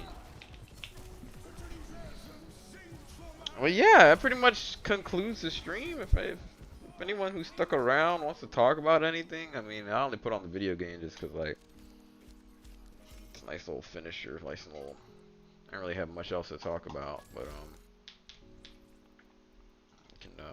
can shut all that shit off though. But yeah, I'm pretty much finished for the night. I mean, I'm probably gonna take a shower. Word, that's. You know what it is? They can't be racist at work anymore, so they gotta they gotta take it out at home on the video game. Oh, it's better on the internet than fucking microaggressions at work. That's for sure. That's my personal opinion. But yeah, that's video games though. That's why it's nice to not have to take those things seriously.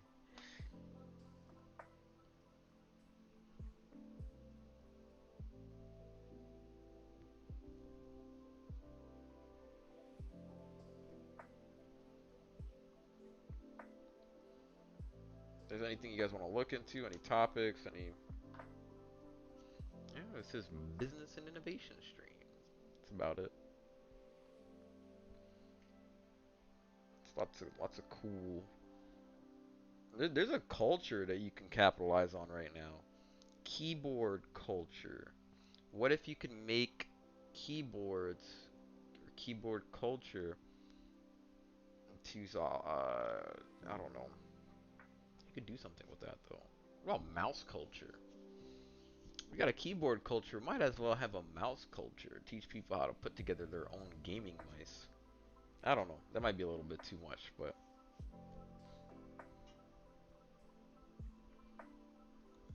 plenty of things to capitalize on, things to reinvent, things to make that are new. Like I said, self-sustainable living I think is the future. So if you can build something around that, shit. Yeah, people do need to go outside more. It is what it is though. What are you gonna do about it? You know what I'm saying? Like, shit, I'm not gonna go tell them to go outside. And they're like, oh, we found the angry black guy. Yeah, okay. Shit. You guys want to see some of my manga? You guys want to see my manga collection? I can show you my manga collection. Let's see here.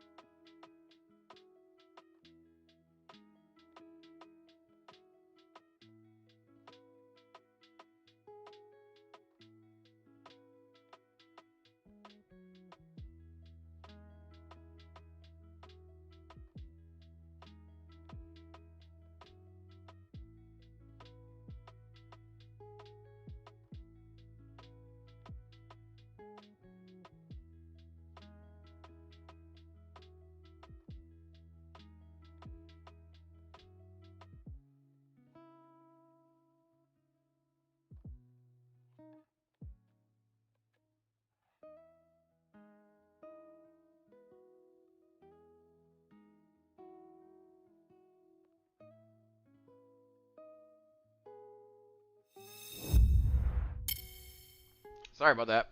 So my audio input capture is not set up on that scene, so we're just gonna leave it on this scene for now. But yes, manga collection. This is my manga collection. All of these are 3-in-1 book series for Evangelion. The third Rebuild movie just got released on Amazon Prime Video. You can go watch that. Sorry, the last Rebuild movie, I mean, which is fucking awesome because Rebuilds are great, no matter what people say about them. But you can go on Amazon Prime Video and watch all the movies for this. And Netflix has the original series and original End of Evangelion movie. It is so dark and twisted. It is good. This show will have you thinking about everything. And I shit you not, when I was at the height of like my mind racing through shit and overthinking shit, every detail in that final Evangelion movie made so much sense to me. And how it related to the world, to human instinct, to the Bible, to fucking all the biblical references actually mean something in the movie. It is ridiculous the amount of genius that has gone into that movie. It is it's such a good fucking series. I love Evangelion so much. Escapism is so real and it's so relevant to what's happening today. I mean, people find ways to avoid talking to each other, to avoid being human, to avoid feeling things and feeling hurt because they don't want the bad emotions. It's like, dog, well, if you want the good emotions too, then, you know... Wait, but you guys can hear me now though, right? I mean, it is. I am so sorry, Timmy! No, but it's not a spoil. Well, okay. The overarching point of the story, I don't feel like it's a spoiler. Now, if I said what events happen in the movie, that'd be different. But Christian symbolism has been throughout the movie since the 1980s, whenever it came out. I don't think it was the 80s. Was it the 80s? Evangelion been out for a minute. But anyway, all that Christian symbolism, all that shit has been out for forever. And the main theme of escapism has also been like a thing for forever as well. But I won't reveal any actual true spoilers to the movie.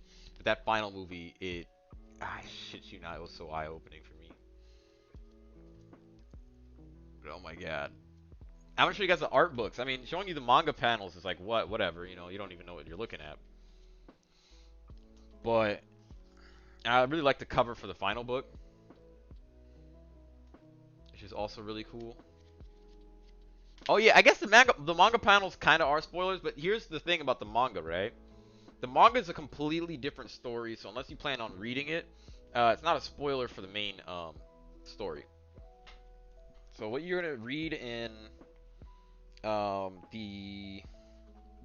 even in either of the series, End of Evangelion, Neon Genesis Evangelion, the Rebuild movies, for all of that, none of it's going to be a spoiler for you. Sorry, I'm just reordering these things again so I can put them back on the shelf. I'm gonna show you guys the art books. I have Akira in 4K, which I'm really hyped about, and it's because I have this nice new 70-inch TV, and it's a 4K TV, and I've got a 4K player. I can go ahead and throw this beautiful 4K movie on my fucking beautiful 4K TV. Now this is the box. This is the sorry, I should have shown you guys the box first. Akira in 4K.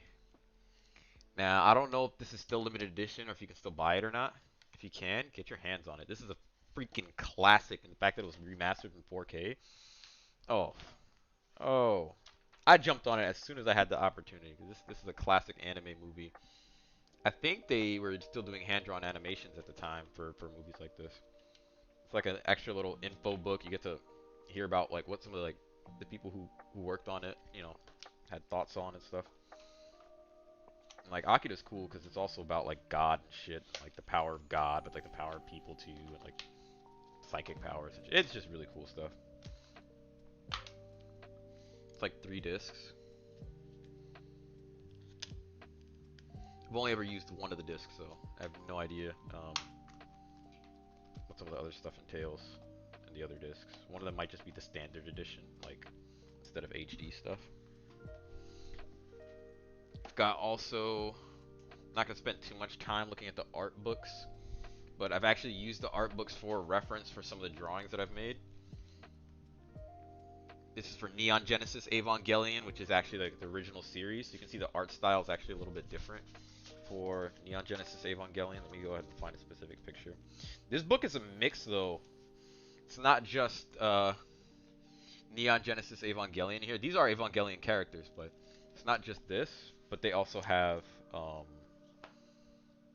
different art styles that they tried making as well for the characters. It's just slightly different than what Shinji looks like in the actual show. They have other, like, I'm pretty sure this is King of Fighters. Like, it's kind of cool that this is in the book, because I think it's the same artist. This guy, Yoshiyuki Sadamoto, I think he did the, yeah, he's the one who did the manga series, so he did the artwork for this too. So, it's art of Neon Genesis Evangelion, but it also includes a lot of other stuff in it too. So, I really like the art books a lot, and I've used them for reference in my own art, so. This is for the rebuild stuff, which is the higher detailed, newer stuff. Let me put this up here. There's some really cool stuff here. They got a lot of the characters in, like, you know, casual clothing, which I think is really cool because it's like, so this is where I used the reference. I didn't even realize I put a bookmark in here. I used like an old mail thing. So this right here, this drawing is actually on my Twitch channel as a background. It's the one that's in the middle that you can't really see. I haven't finished coloring it. Maybe when I do an art stream, I'll try to color it one of these days, but freaking rebuild is like, I mean, this shit is just awesome. It's just the artwork, the different, it's just good stuff, dog. And it's a whole book. Like, I haven't even taken the time to like really go through all of it and like, okay. Final thing I'm going to show you guys, and I'm probably going to cut the stream because I'm having too much fun. I like talking about this stuff. And the fact that people are here to watch it with me, oh. Attack on Titan box sets. It took me forever to get this one. This is Season 1 Part 1 box set. Apparently it was sold out on Amazon, and the vendor who was selling it said they could not find any copies of it. I called BS and I went and found a vendor that was going to sell it. So it took me like months to get to that point. Should have done it earlier. Includes exclusive set of 18 character stickers. This is still in its plastic. I don't plan on taking these things out of their plastic. I really do think they're going to be worth a lot of money sometime in the future. Just because of how much I love to see. And even if they're not, like, you know what I'm saying? Like, this series is just fucking amazing. It's one of like the best anime series, in my opinion, of all time. You can look at the box art and everything. You got the Beast Titan in the background. And these aren't the only box sets that I have. There's 4 more. Alright. One of them does have a hole in the plastic, but at least the plastic's not off of it completely. Sorry for being such a nerd on camera. Attack on Titan. I can't wait for Season 4, dog. Oh, this shit's gonna be good. This shit's gonna be good. More box sets. I basically have volumes 1 through, what's that last one? 1 through 22 in my possession. Some of them come with, what do you call these? Like extra like features, like posters or books or stuff like that. Anime's fucking amazing. I really wish Wit Studio was still animating it. Not mad at Mappa or anything like that. You know, I know a studio had to pick it up to make it happen, but I really would have liked to wait to see Wit animate the, oh my god, Wit is just so, they did such a good job. I did not finish the manga. I'm waiting for the series to finish and for me to finish the series. Considered reading the manga, but a lot of people were disappointed in the ending anyway, so I was like, whether or not they spoil it for me at this point. A lot of shit got spoiled for me from like fan pages and stuff that I wasn't even following. Like Facebook's algorithm would just point shit to your direction that just like, oh, well, we know that you like sharing stuff on Attack on Titan, so we're going to share you some Attack on Titan. I'm like, dog, I didn't ask for this. They're just throwing spoilers in the form of memes in my face. Sometimes you go to a comment section about an anime that has nothing to do with Attack on Titan, but because it's so popular, people are just in there freaking spoiling the show. And I'm like, dog, why are you doing that? Who asked you to do that? What social responsibility do you have to spoil the show for others? You literally just, oh. Anyway, this is a spin-off collection, which focuses on Levi, some other story called Before the Fall.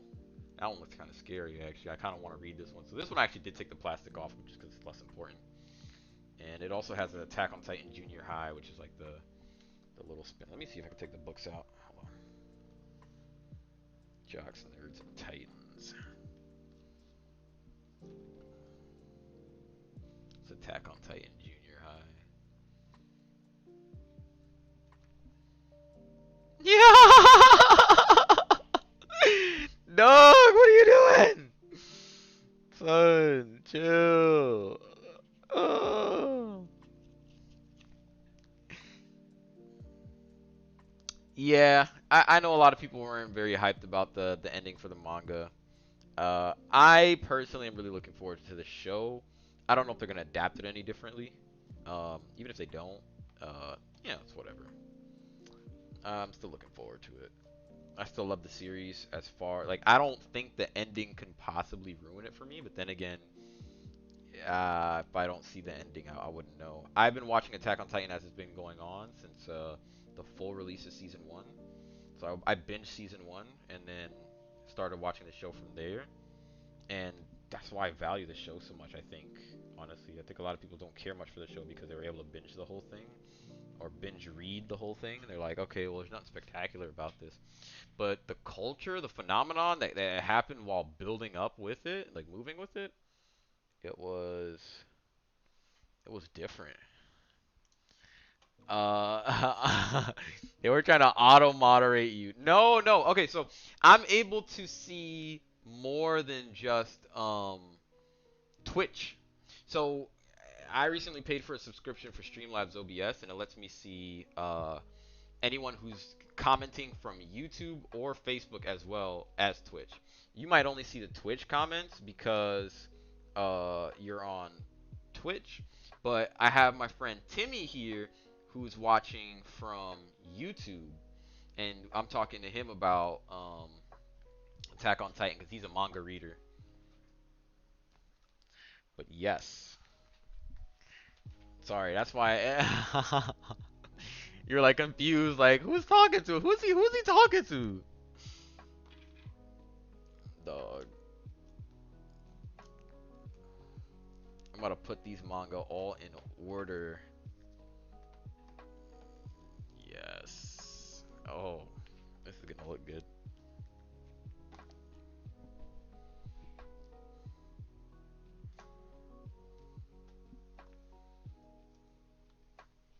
And I've got a little shelf here. I'm planning on getting more manga. I wanted to see if I can get a box set for because I want not just like manga, but I want DVDs, you know? Like I want to have the whole box set for Code Geass.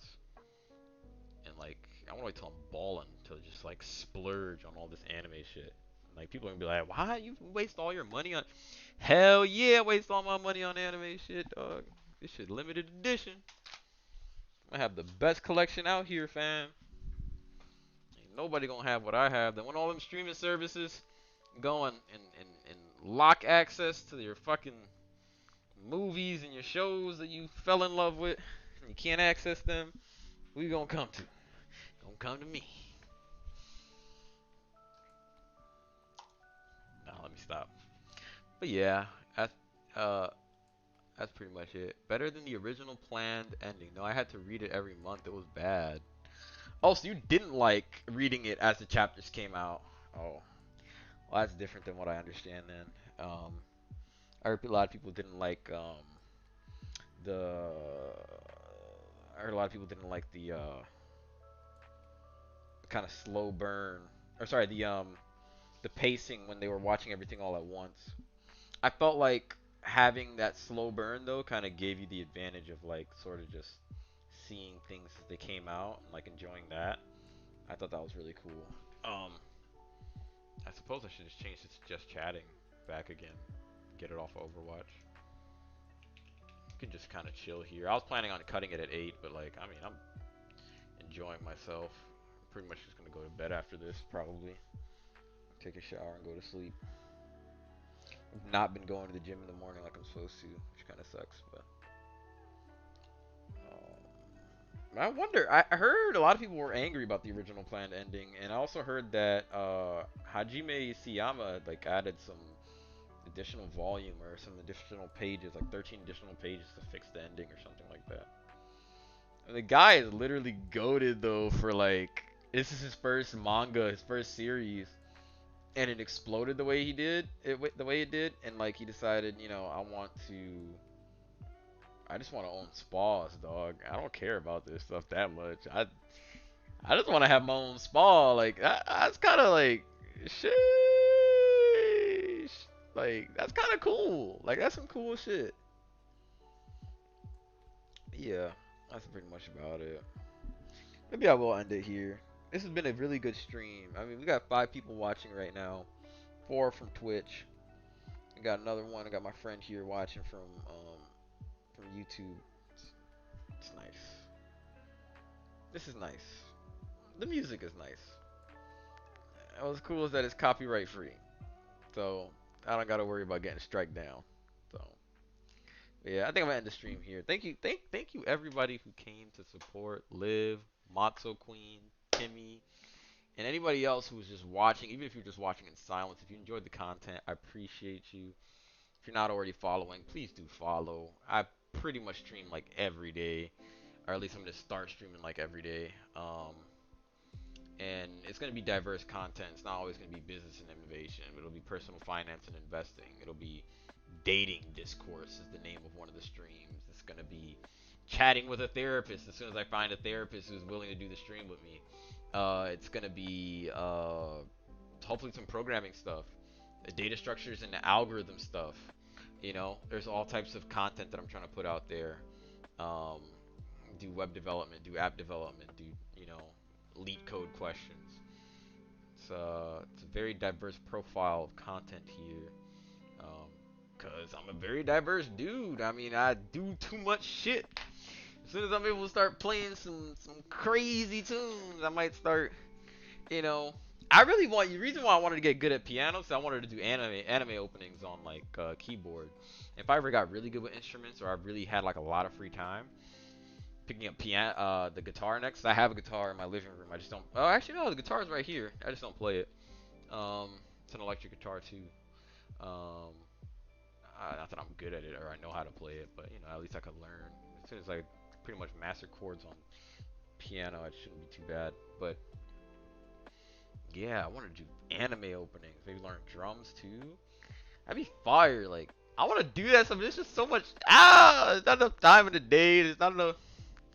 That's why I kind of like want to do full-time content creation. Like if I could do a little bit of freelancing every now and then, creating web applications and mobile applications, instead of having to work for somebody, and also do content creation full-time as well, like that would be my life, dog. I mean, of course I'd have to enjoy my life too. You know, still need breaks. Probably still take the weekends off. Give myself a 3-day weekend maybe. Yeah, that'd be a bet. Anyway, let me end the stream because if I don't end it now, I'll never end it.